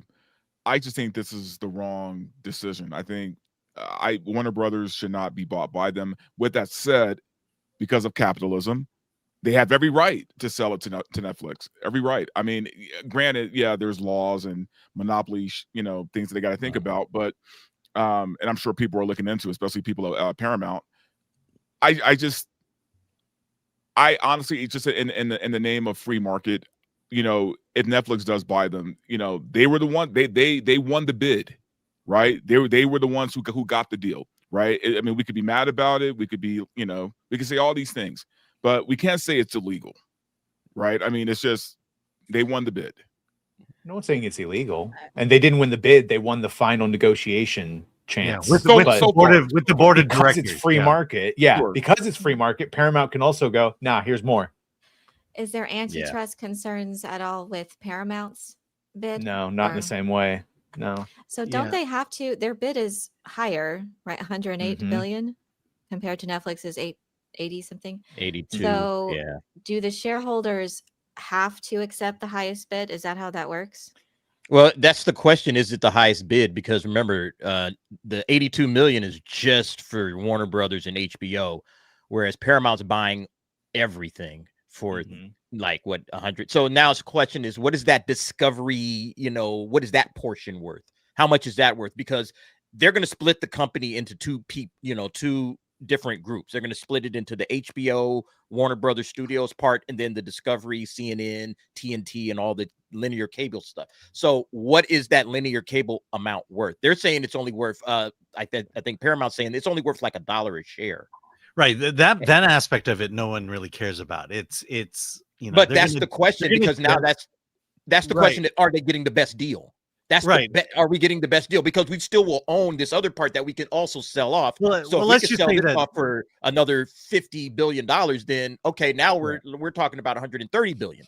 right. Don't Let's buy just it say for that that much. the shareholders care Well, more probably about not, but I'm just throwing the number out. Yeah. shareholders care more about Warner Brothers than they do about Discovery Channel. Yeah. But and it's still so- something that they own, and it's still an Yeah. asset that they have to sell. And if they're getting shortchanged for it, if somebody came along and said, "All right, we'll buy that for $2 a share," all right, now all of a sudden that makes Paramount's deal not the best deal. Yeah, that's what I'm saying. If somebody comes along and says, "We'll pay more than $1 a share for Discovery," now and Netflix says it's worth probably $3 or $4 a share. Right. Netflix thinks Discovery's worth a lot more than what it's worth. So that's the other half of this that nobody's talking about. Yeah. Well, also, it's not that they got the highest bid. It was the deal that the board of directors negotiated and said that we're going to go with this deal and present it to shareholders. So, yeah, Paramount could have had the better deal.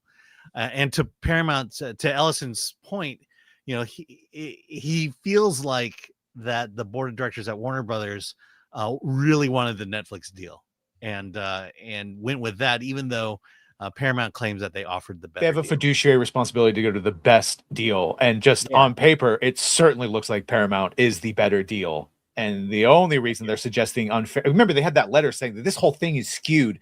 They're not even really listening to what we're doing, and that's because of the relationship supposedly between Sarandos and Zaslav. Keep it in the house. They have the best deal, I think. Again, if you consider that Discovery and all those networks, that Discovery Global, I think that's what they're going to spin it off into. Bro, those aren't worth anything. It's spinning that off and saying that we still have that. That's like, well, I sold my steak and potatoes, but I still got the broccoli left over. But it's no still one an wants the asset that broccoli. they want to sell. It's really still not, an asset. though. It's a part of the deal. It's a part of the overall spinoff. It's They're not worth going to more keep combined. It is worth much? more combined. But if you can get more than $1, again, what Paramount is offering is only $1 a share more for it. So can you sell it for more than $1 a share? That's the question. And if you can, then it's not the best deal. And that's what Netflix is arguing. Netflix is saying that's not the best deal because that's actually worth $3 or $4 a share. Discovery Global. And also keep in mind that David Zaslav, he's the one that came from Discovery. And so he probably wants to hold on to that to be able to maybe run it or be able to spin it off and sell it and do something with that on his own. And he's going to make more money off of that. So there's a monetary deal for David Zaslav that's also not being discussed. David Zaslav, honestly, is the reason why they're trying to push this over. Right, but just looking at these updated numbers, Netflix is only buying part of it, and they're offering $27.75 per share. Right. The Ellisons are buying all of it, and they're offering $30 per share and in cash that will be given now, not Netflix, which is stock, and you hope that their shit's not devalued and pay. Like objectively, they're offering more money quicker. I agree that to the point that you're making that they're getting it quicker. I do agree with that, but I don't think it's necessarily more. It depends on what they think Discovery is worth. Well, $27.75 is less than $30 a share. Yeah, so objectively, they're offering. Is there a time limit they have to answer by, or apparently they're going to answer in 10 days. Within 10 days, that was the thing that they wanted to get it done by the end of the year. Man, you talk about if they were offering $30 a share. I just remember back in March, I bought Warner Brothers stock for $7 a share. Warner Brothers Discovery says it will carefully review Paramount Skydance's $30 per share acquisition offer and issue a decision within 10 business days. Paramount, and then it goes on to about the funding. So yeah. Okay. I still don't understand why Warner's selling, man. I mean, 3 of my favorite. Well, I can tell you why. Year came from Warner Brothers this year. I have a theory as to why they're selling. Like I said, I bought Warner Brothers shares in March for $7 a share. I sold at 14, so I doubled my money. Now it's like 20 something. The reason they're selling is because I think they realize that under the current financial structure, they're not going to make that much more money. And after the string of hits that Warner Brothers has had, they are in a great position to sell Warner Brothers at a premium price and actually make some money. And I think I mean, like I said, it was their best year in like 7 years or something like that. So, and so it's like when the Disney owned the Anaheim Angels for a while. When the Angels won the World Series, Disney sold because they could sell it at a premium price. At Strike that point. while the iron is hot. Exactly. All right. Well, and everybody kind of knew Zaslav was going to do that anyway, for the most part. Yeah. They got the Harry Potter before anybody sees how woke that's going to end up being. We still haven't seen Black Snape. Well, Have you noticed that? We still Yeah. not see what he looks keep like. him hidden. I know. Keep They're him not hidden going until to after show the us. sale. They're not Give gonna us show us. Snape. Mm-mm. I bet he has Cynthia bangs. Erivo. Oh, yeah, he's gonna have the Jerry curl. Yeah, they got to have a Jerry curl, man. I will forgive that's in the everything if he has a 90s, Jerry curl. I would be like, all's forgiven, man. Yeah. Especially if he wears the plastic cap to class one day. You know what I mean? Oh, skull cap, Oh my sure. God. And instead of potions, it's blunts. He's spraying the activator in his hair while he's teaching. Make your soul glow. That would be amazing. Yeah. I'm in. Yeah. Okay. Hey, we got one more story to do here. Let me I know I can do this right. Hey, Christmas is coming. And we all have our favorite Christmas movies, and the library of the greatest and best Christmas movies obviously comes from Rotten Tomatoes. And so they just produced the list of the top 100 Christmas movies. And so let's see how they do. We'll go through this fairly quickly. But at number 100, Candy Cane Lane, and 99, Last Christmas. Who saw Last Christmas, by the way? Never seen it. Nope. Didn't see it. Who's in it? Amelia Clark. Nope, I didn't see Amelia that. Clark, Henry Golden, Emma Thompson, and directed by Paul Feig, our Is favorite it a comedian. Netflix movie? Yeah, I believe it's actually I think it was on Amazon. One Magic Christmas, and then here we go, 2000, Grinch Who Stole Christmas, Jim Carrey. And Oh, I'll allow it. I thought that would be like lower on the I thought it would list be higher. Or or lower? higher. Yeah, however you do it. yeah, we're Top starting 10. from the bottom here. It's by rankings or Mm. scores. I forget. Yeah, well, it got a Are these 50%. critic scores or audience scores? These are critic scores. Oh, okay. All right. Mhm. All right, let's see. The holidays, The Family Stone. This is what I knew was going to happen with this list. Is no one has seen these, and no one has. I actually, I have Family seen Stone all is of these. The wild. holiday. I have like seen these. Family Stone. That movie is Yeah. crazy. The holiday was good. It's got a Jack. It was Black fun. in that one. It was fun. That's sweet. All right, The Family Man. Of course. Oh, That's I a good think one. I've seen I that. haven't seen that one. Is that like That's a good one. that? He- Yeah. he Goes wakes back up. in time.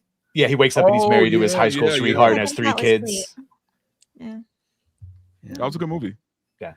Polar Express, Polar number 9. Express. I've No, never seen that. Creepy. no. It looks so Creepy. weird. Yeah, it's Weird Uncanny movie. Valley. Yeah. Yeah. Really creepy. Yeah, this was like Robert Zemeckis' first attempt at the motion capture, creating movies purely out of motion capture. Yeah. Oh. It's like a And that's bad where you video go. game cinematic. Exactly. The Princess Switch. Switched again. Switched again. It's a Never seen sequel. it. Why is this movie so low? How dare. Oh, Never never. heard Where of do you, part where one. do you think the That's first okay. one ranks on the list? Oh. Oh my god. Why is Santa this one Claus so 2. low? I know. Oh, yeah. Noel. Yeah, that I was haven't good. seen it. Never seen Nope. it. I love the Santa Claus 2 though. Uh, Oh, I love Last Holiday. That's all. Yeah, Last that's Holiday is cute. all right. That is such a Yeah. good movie. Yeah, it's all I mean- right. That I movie like makes you want to go to the kitchen and cook. but the idea of how can we get Queen Latifah and Gerard Depardieu in the same movie? That's all. Miracle on 34th Street, the 1994 version. Mm.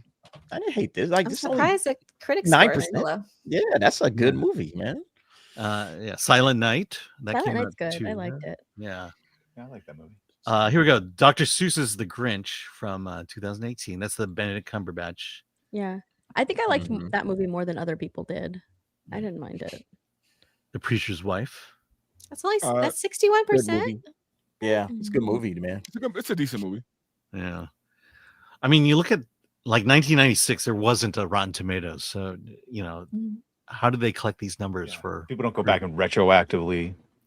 Look at number They look up- 80. Yeah. Number 80, Love Actually. Love Actually. That should be higher up on the list. I don't like that movie. I mean, kinda I don't care sad. for it, but I know a lot of people who love it. I like Uh, parts of it. Yeah. The Bill Nighy. Yeah. And that's the best It's version funny. of All I Want for Christmas. Mhm. All right. The Christmas Chronicles 2. Okay, Never heard of it. Haven't Good seen for it. them. It wasn't as good as Home- the first one. Home Alone is Oh, 68. what? These lists are terrible, man. Yeah. Wow. 66%. Why is it so 66%. low? Yeah, I mean, Rotten Tomatoes needs to really figure out a better algorithm for best movies, other than the damn scores. I feel like AI put this list together. I know. Christmas Chronicles is really good. That is ridiculous. Wow. Yeah, Krampus. Krampus. That's a fun movie, actually. It is fun. I like Krampus. Prancer. Prancer. Oh, I think feel I like saw I've that a seen long it. time ago. Yeah. Die Hard better be on this list. I'll tell you that. Oh, Yeah. yeah. The Godmothered is better than. Batman Returns. Right. Yeah, Batman Returns. I'll allow it. There you go. Yeah, our first Seth Rogen entry the night before. Never. Never Better saw than that Home one. Alone. Yeah, What a joke. a Harold and Kumar Christmas. A very Harold and It Kumar. wasn't great. Nothing should be above Home Alone so far. I know. This is crazy. Spirited. Single all the way. Yeah, there we go. Know that Spirited one. the night. I'm just fearful how low That's Muppets is better going to now. be. Mhm. Harold and Kumar came in before Home Alone. Okay, Scrooged is Scrooge. good, Scrooge is Screw- good. Again, it's too far down. but Yeah, yeah. way down, way too Yeah. far. Well, yeah. Well, I mean, wait till you 67. see when we get to. Screw should be like top Oh, 10. wow. So I mean, many that's of the these I've thing never is- heard of. It just feels like once Rotten Tomatoes became a thing, more movies started getting 90, 95%, and so all these movies suffer for it. Like Christmas Vacation. Oh, come on. Wow. 64. 64? Frosty the Snowman. Is that They're considered a all movie? classics. Is that a and they're so movie? It's No. like far down. 20 minutes long. I know. It's a short film. Violent Night. Yeah, we have merch from Violent Night. That's a lot of fun. I like Oh, that. here we go. But at least we're getting to familiar stuff. The Little Drummer Little Boy. Drummer Boy. Yeah. I was 1 year old when that came out. Wow. All right, Get Santa. A very Muppet Christmas movie. Okay. Mhm. I Not a remember Muppet that not Christmas being great. Dude, I wonder if Bad Santa is going to be on this list. It's gonna be in there. It's gonna be. I would high. hope Yeah, so. it will be. 8-Bit Christmas. Do we see that one? Let It Uh, Snow. Let It Bishops. Snow, Okay, Bishop's now we're getting to Bishop's the Wife, classic. man. Classic movie, man. Great movie. Yeah.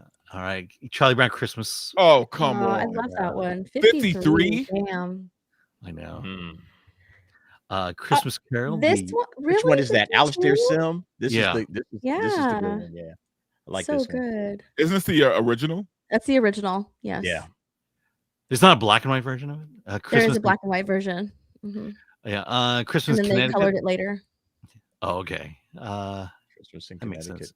No, Christmas good. Without a Santa Claus. Is that the- Year Without a Santa Claus. Year Without- what? Oh, Ah, is that Heat Miser and Heat Miser, Cold Miser. Yeah, Yeah. man. Oh, That I should be love that way one. higher than that, man. That's wild. White Reindeer for all you supremacists out there. A very Jonas Christmas movie. Oh my god. Yeah, better than Home Alone. Oh my What? God. You gotta be Yeah, kidding me. best Christmas pageant ever. It was good. This list is asinine. I Yeah. know. Here we go. But like Rudolph all the of these Red-Nosed movies are Rudolph, in the 90s, man. 45, Look, Jesus. Rudolph. I know. At least Rudolph is high on there. Holiday Inn, another good. one. Rudolph Okay, is now we're 45. in the 100%. I think. Oh wow. They're all 100 after this. I would imagine so. How the The Grinch OG Stole Grinch, Christmas. yeah.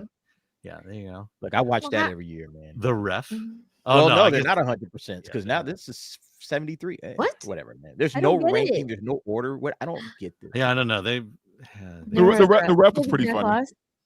The refs is good. Yeah. yeah, but The not as Santa good as Claus, the Santa the original is good. yeah. Claus. Here we go. Lego Star Wars Holiday Special. What? Jesus. Is this Better higher than Home than the Alone. Star Wars Holiday Special? Oh, Oh, that has to be on here. though. Oh yeah. All right. Happy Oh, that'd be funny. Christmas. Oh, I barely remember. I love the fact that movie caused George Lucas pain. That movie, or that show, that special, I should say. Oh, and in the Apocalypse, a musical. There we go. Muppet Christmas Carol. Oh, Muppet 35. Christmas Way Carol. too low. With Way Bad too Santa low. right there. 78%. Way too low. Yeah. I know 22% of the people here got coal in their stockings that year. Really? Bad There's Santa. Bad Santa. There we go. I don't know if it's better than Muppets. A Christmas Story Christmas. Is that the Is that the sequel? second one? The Yeah, that's follow-up? The sequel was good. Oh, That's the sequel. That's when It wasn't Ralphie bad. is the result. yeah. I never haven't saw seen it. Yeah. Yeah, I never It saw the was not sequel. bad. Yeah. The Man Who Invented Christmas. Mm. Okay. Christmas Eve at Miller's Point. I never heard of that. Yeah. I like Christmas Eve at Miller's Crossing. While you were sleeping. Oh, while you're sleeping. Okay, if While You Were Sleeping is on here, then The Die Hard has to be on All here. right, Die Hard better be on here. The The fucking Die Hard better be on here now. Batman Returns. Yeah. yeah, let's go. Let's Batman go, Returns? Batman. Yes. Well, Yes, I- Christmas the Christmas Sure. movie. That's awesome. Okay. Oh, this is weird. This list is getting weird fast. All right. Happiest Season is better than Batman Returns. Elf. Elf Yeah, I should like be in Elf. the top 10, man. I agree. All right. The Christmas Tale, how Catherine Deneuve. Kiss Kiss Bang Bang. What? Wow. 25? Yeah. Oh, Trading Places. Oh, Trading Places is so good. Yeah, true that. That's True right. that. Good. Yeah, Is it he a and- Christmas I movie, thought though? that's a New Year's movie, though. I Yeah. don't know. Holiday. Yeah. I mean, Dan Aykroyd was in a Santa suit when Jamie Lee Curtis Oh, took yeah. off her Oh, top. well. Yeah. So are the rules for a Christmas movie that there's a Christmas tree somewhere in the film? Yeah, I know. Somebody's know in a where the- Santa suit. yeah. Somebody singing Jingle Bells. Yeah, that's it. Yeah. Gremlins. Gremlins. Yeah. Gremlins is absolutely a Christmas movie. I will hear Yes. nothing of it. But spoiler alert comes in better than Never even heard of that. Seems gay. Mm-mm. yeah, A Christmas Story. There we go. 20. Number 20. That should be Just in higher the up. theaters. Top five. Yeah. They did a re-release. Yeah, Rare Exports, A Christmas Tale. Mm. I have no idea. Edward Scissorhands Ooh, at Edward number 18. Scissorhands. Oh, and someone is here to chime in. I'll on- allow it. Just in time. Should be Hey. time. There you go. Hey, Hey. hey, what's going on, everybody? How you doing? Hi. I'm Edward tired. How are you? Yeah, I bet. Oh my god. This is a terrible list. Horrible. It's a list. That's awful very list. bad. Oh my God god. awful list. All right, we're at 18. All right, We'll- let's continue. Jingle I love it. Jankle. A Christmas Church. What? Forrest Whitaker and Keegan Michael Key and Anika Nani Rose. Never watched it. Never heard of that. Tokyo Godfathers. Oh, Oh, come hey. on, man. What's happening here? Little Women, the 1994 version. I like this movie. But it was Is it not a Christmas movie, though? It's the Christian Right. Bale version, Winona Ryder version. Yeah, but is There is a Christmas time period. Yes. Okay. all right. The Apartment from Jack Lemmon and Shirley MacLaine. I've never seen Mhm. it. Billy Wilder. Arthur Christmas. I love Arthur Christmas. That's so good. Oh, there you go, number 19. I love it. Or number That was 13. really good for Arthur Christmas. Guardians of the Galaxy Holiday. Oh Special. my Wow. gosh. Wow. That's Wow. what I'm saying. Ah, Yeah. You know, Hard modern disagree. stuff just scores higher. That should be way further down. way down. Oh. Yeah, there we I go. see it, Here we I see go. it coming. Number Ah, one. Die Hard, number one. Yeah. 11. Come out to the coast. Have a But few number laughs. 11. it should Not be even in- top 10. Yeah, Okay. should be top 10. Look, greatest story better be in here. Ben-Hur better be. Okay. Christmas It's movie a Wonderful Life. confirmed. Classic. Yeah, classic. Number 10. That's- Okay. Fine. That flopped when it came out. Apparently. Carol. What the Carol. hell was that? Isn't this a No clue. LGBT tale too? Oh, gosh. Probably. It's a Todd Haynes movie. It's definitely gay. But is it Christmas? Who cares if it's Christmas you could say is gay. Christmas is It's you know, Christmas. a is gay not old gay. time. Christmas. No, that's the Flintstones. Klaus. Oh, That Klaus came was out. good. I liked Klaus. Yeah, Klaus. Klaus. Nightmare Before Christmas. Oh man. Oh, Should be Definitely higher a- up, but all right. Well, yeah. Well, Top 7. 5 as well. Oh, Little Women, the Again. Greta Oh. Gerwig version. Needed I- it twice. Why is it on Actually- here twice? Yeah, that's Yeah, it's cheating. the same story. I know. Oh, here's another Miracle miracle on- on 34th Street. Yeah. Yeah. This is clearly a Christmas movie. Tangerine. Oh, For get the Sean hell out of Baker. here. No, No, no. no. This. We're done here. Number 4. We are so How done is here. that No way. how is it higher than Die Hard? Tangerine is about trans hookers. Are we really saying? I'm reading the synopsis and I'm like, I don't see Christmas in this at all. It's about trans prostitutes. What are we doing here, folks? By the way, Jesus has not appeared in the top 10 yet. Just saying. Oh, something the worth noting. Holdovers. Yeah, that's a Christmas movie. Yeah, okay. Top 10 though? Number 3? Number 3. Oh, Number 3? Is it number 3 good? It's number 3. It's not number 3 good, but it's definitely a Christmas movie. And it's really good. Meet Me in St. Louis, number 2. Oh, have y'all seen that? Yeah. And then number 1, Judy Garland. The Shop Around the Corner. I love this. Okay, I love that one, but still, I don't think it's number number 1 Christmas movie. Okay. Have you seen it? Yeah. Has anyone seen it? They got to stop making these lists, man. Yeah, they're bad. Rotten Tomatoes is It's not a the really authority good on these movie. things. It's a really good movie, though. Yeah. Okay, but but again, wait a second. Jesus didn't make the top 10. Not one Jesus film, but check it out. There's a movie that's coming to Netflix that could be on this list next year. Queen of Coal. What? Oh my God. Oh, no. Wait, what? A trans woman dreams of Listen. working in the coal mines? Listen, it's an hour and 30 minutes. It's coming December 19th. A trans woman dreams of working the coal mines. What? But in a town steeped in superstition and patriarchy, Carlita must fight to earn her place in the underground. Her place underground. Okay. How would anyone This is why I don't want dream? Netflix to buy Warner Brothers. Like this. This, like, Yeah. so this is when they say trans woman, we know what they mean, right? Like, Yeah, a Dream trans woman. bigger. I don't. Why is that your dream, though? oh, okay, but I checked. This is on Netflix. I set my reminder. Alan, we are reviewing this film, Queen of Coal, Okay, for Christmas. I got to side doing with it. nerd cookies on this. Who dreams of being a fucking coal miner?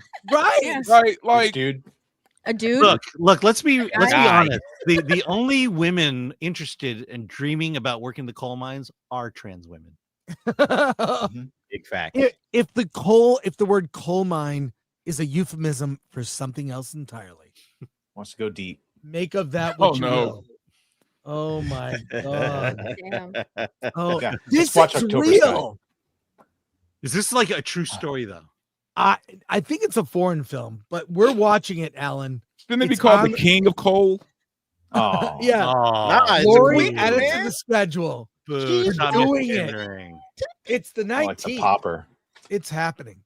Oh, That's man. great. Well, what did we say earlier? Like Netflix has something for everybody. My You've been God. dreaming. You're a trans woman dreaming of being a coal miner. There you go. There you go. Yeah. It's for you. Yeah, I'm Now- looking up whether it was based on a true story or not. Everybody's reflected here. Yep. Yeah. That whole Yeah. 00. Oh, okay. So 0.0001% it of is people. based on a true story, at least inspired by.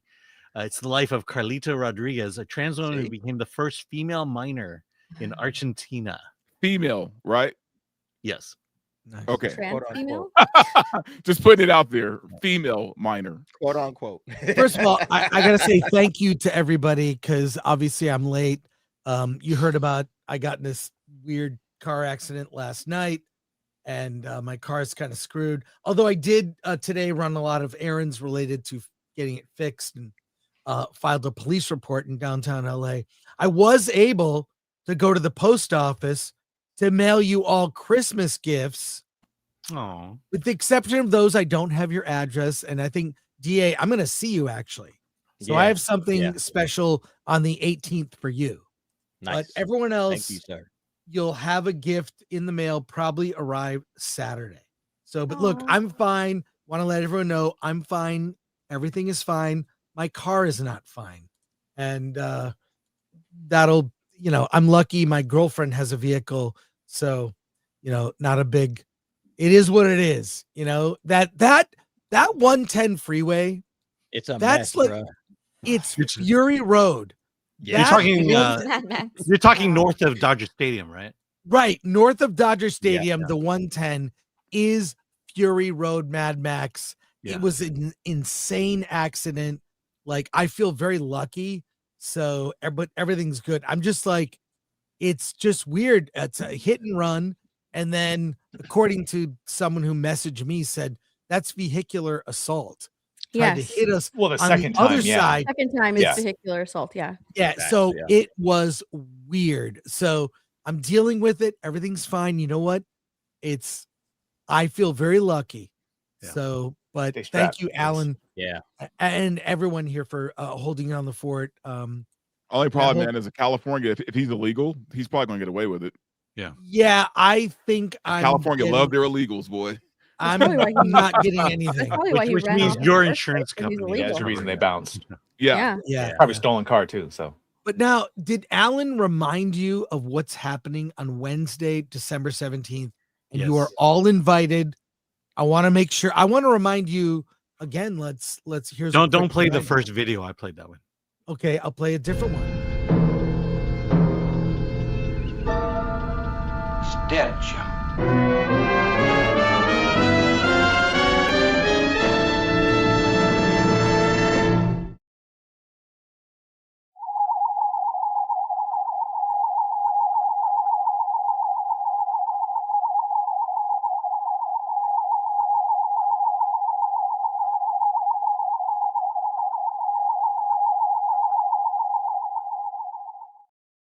So join us Wednesday, December 17th. It's all day.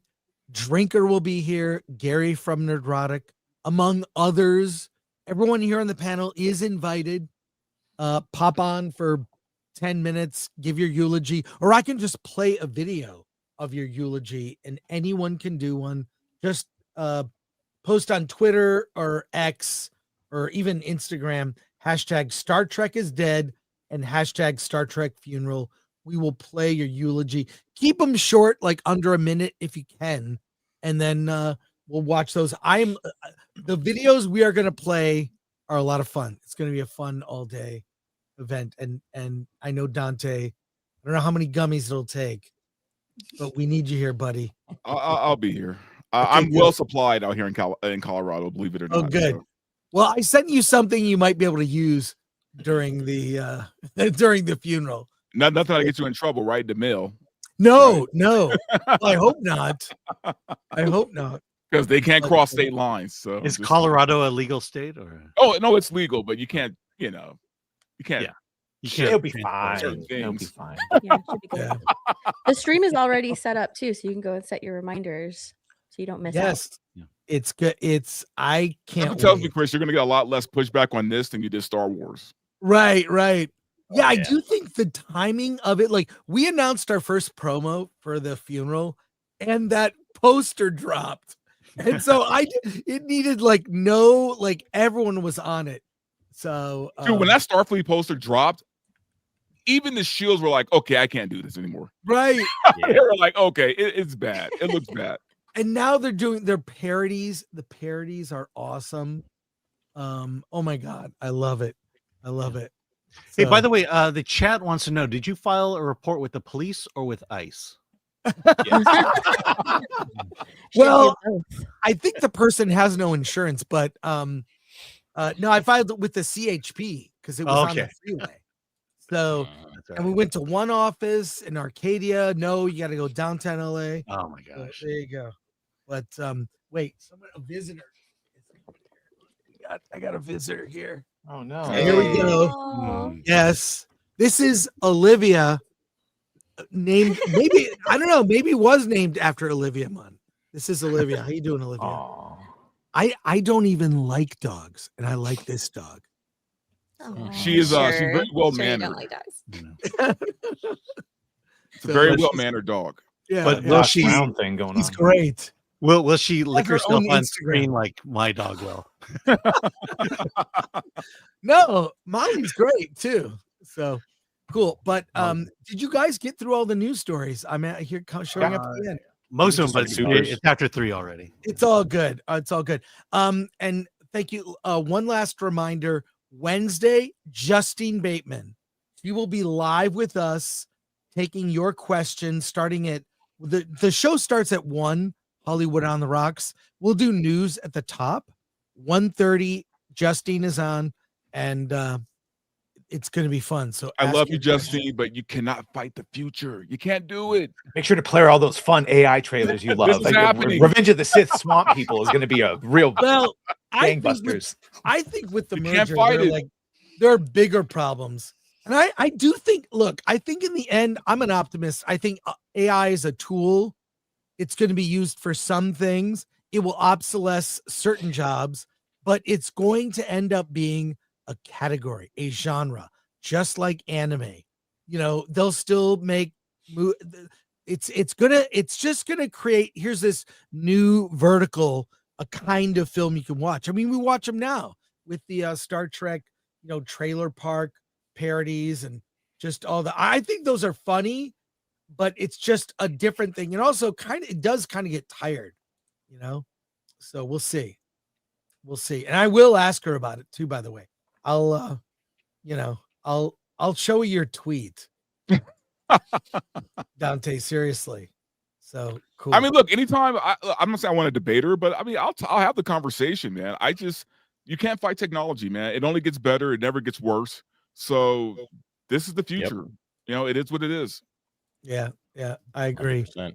So, all right, God, it's a bummer. I missed hanging out with you guys. And at least you're all right. And yeah, back next Monday. We're live and walking. Yeah. We'll see. All right. Next week. Yeah. Cool. And all right, well then I guess that's it. And Alan, you did a great job. I was listening, not necessarily watching. You did great. You don't need me. I always need you. My life is empty and incomplete without you. And the link for Badgercast is in the. We'll link to it. And I guess everybody now. I feel out of practice here. Yeah, I feel out of practice. Let's wrap up. Everybody, go around the horn. Oh, we still have some super. What do we have? Yeah, Some Super super chats. Go ahead. Yeah. Okay, go It's for only it. 8. I'll speed run it. Oh crap! Let's do these. The Immortal Remus for $4.99. If more theaters were like the Prince Charles Cinema in London, especially with the social aspect before the screening, they would get more business. They're doing things like that. Yeah. Well, I like Draft House does a thing. Always get there half hour early and watch the pre-show. It's Alamo Draft House is great. Yeah, Great Wraith board for game. one. Yeah. Thank you, Wraith. Hey, thank you, Wraith. Wraith again for $2. I rather Universal / Comcast by Warner Brothers. I know. That would Because be then nice. Universal Studios would be amazing. Oh, Yeah. yeah. For $1.99, no matter what happens next, RIP Warner Brothers. Yes. Mhm. Shout That's out. the sad part about it. Rumble rant from Butterbiscuit92. Also, keep in mind, Geeks and Gamers put out an article this morning that Paramount put in a higher bid last week, and WB still chose Netflix. This changes the whole conversation about fiduciary responsibility. Yeah, that's what their letter was saying, that they're not doing that. C Black for $1.99. Gore, are we getting the Doomsday trailer Thursday? That is the rumor, and the Supergirl trailer. You saw the teaser. Wait, for the it. same day? Yes, same day. Yeah, same day. Ooh, Wow. Ballsy, Yeah. huh? There Okay. you go. nice. Jeff from Sons and Shadows, thank you for the 5 Film Threat memberships. And Appreciate you. thanks to our mods, Lord Thoth, MK Solid, Atomic Lori, never gets enough credit, and Glenn Nuccio. And let's go around the horn. Everyone, plug your show as we close. Yo, Derek Anderson, the DA. Thank you, everybody. And I will be going live tomorrow night for the nightcap. I have some videos coming up. I'm doing a series right now for the top 25 movies of 2026. So I'll be going over those. I've done a couple of previews already, so check my channel for that. And then I'll be live on Thursday, Friday, Sunday again. So lots of stuff coming up. Thank you, guys. See you on the next one. Thanks. What's up, guys? Dante from Verbal Riot. Catch me Wednesday night with Nina Infinity and Chrissy Mayer. And you can catch me Thursday for BRL because we're back. Nice. Hey, Steph, my nerdy home, nerdy news Wednesdays in the middle of the day, and then nerdy nights on Thursday evenings, pretty late at night. So you can get me. Had a great time as always. You can find me here on YouTube at Nerd Cookies, where I chat about sci-fi and fantasy news, theories, and lore. I just released a new video breaking down Denis Villeneuve's most recent comments on Doom Part 3, so check it out. Thanks again. That Dune video is great. It's awesome. I saw it today. Badgercast coming up in 20 minutes. We're going to talk about all the things, and there's actually a website called StrongerHollywood.com that Paramount has put out that in detail breaks down what Netflix is offering and what they're offering. So we're going to go through that. You should check it out. 20 minutes, Badgercast. Oh, we should have done that. Yeah, probably. But Film Thread, we got Justine Bateman coming up on Hollywood on the Rocks Wednesday, so join us for that. That's great. And thank you, everybody. I missed you guys. It's my Monday, part of my Monday routine. Glad you're all right, dude. Don't chase people down on the freeway, goddammit. It's all good. Really, man. I thought we Safe were out pulling over to exchange, insurance info, and suddenly my car's getting rammed. It was weird. It was a Mad Max Fury Road moment in real life. I hope it never happens. I hope it never happens again. Take care, everybody. And Alan, let's get out of here.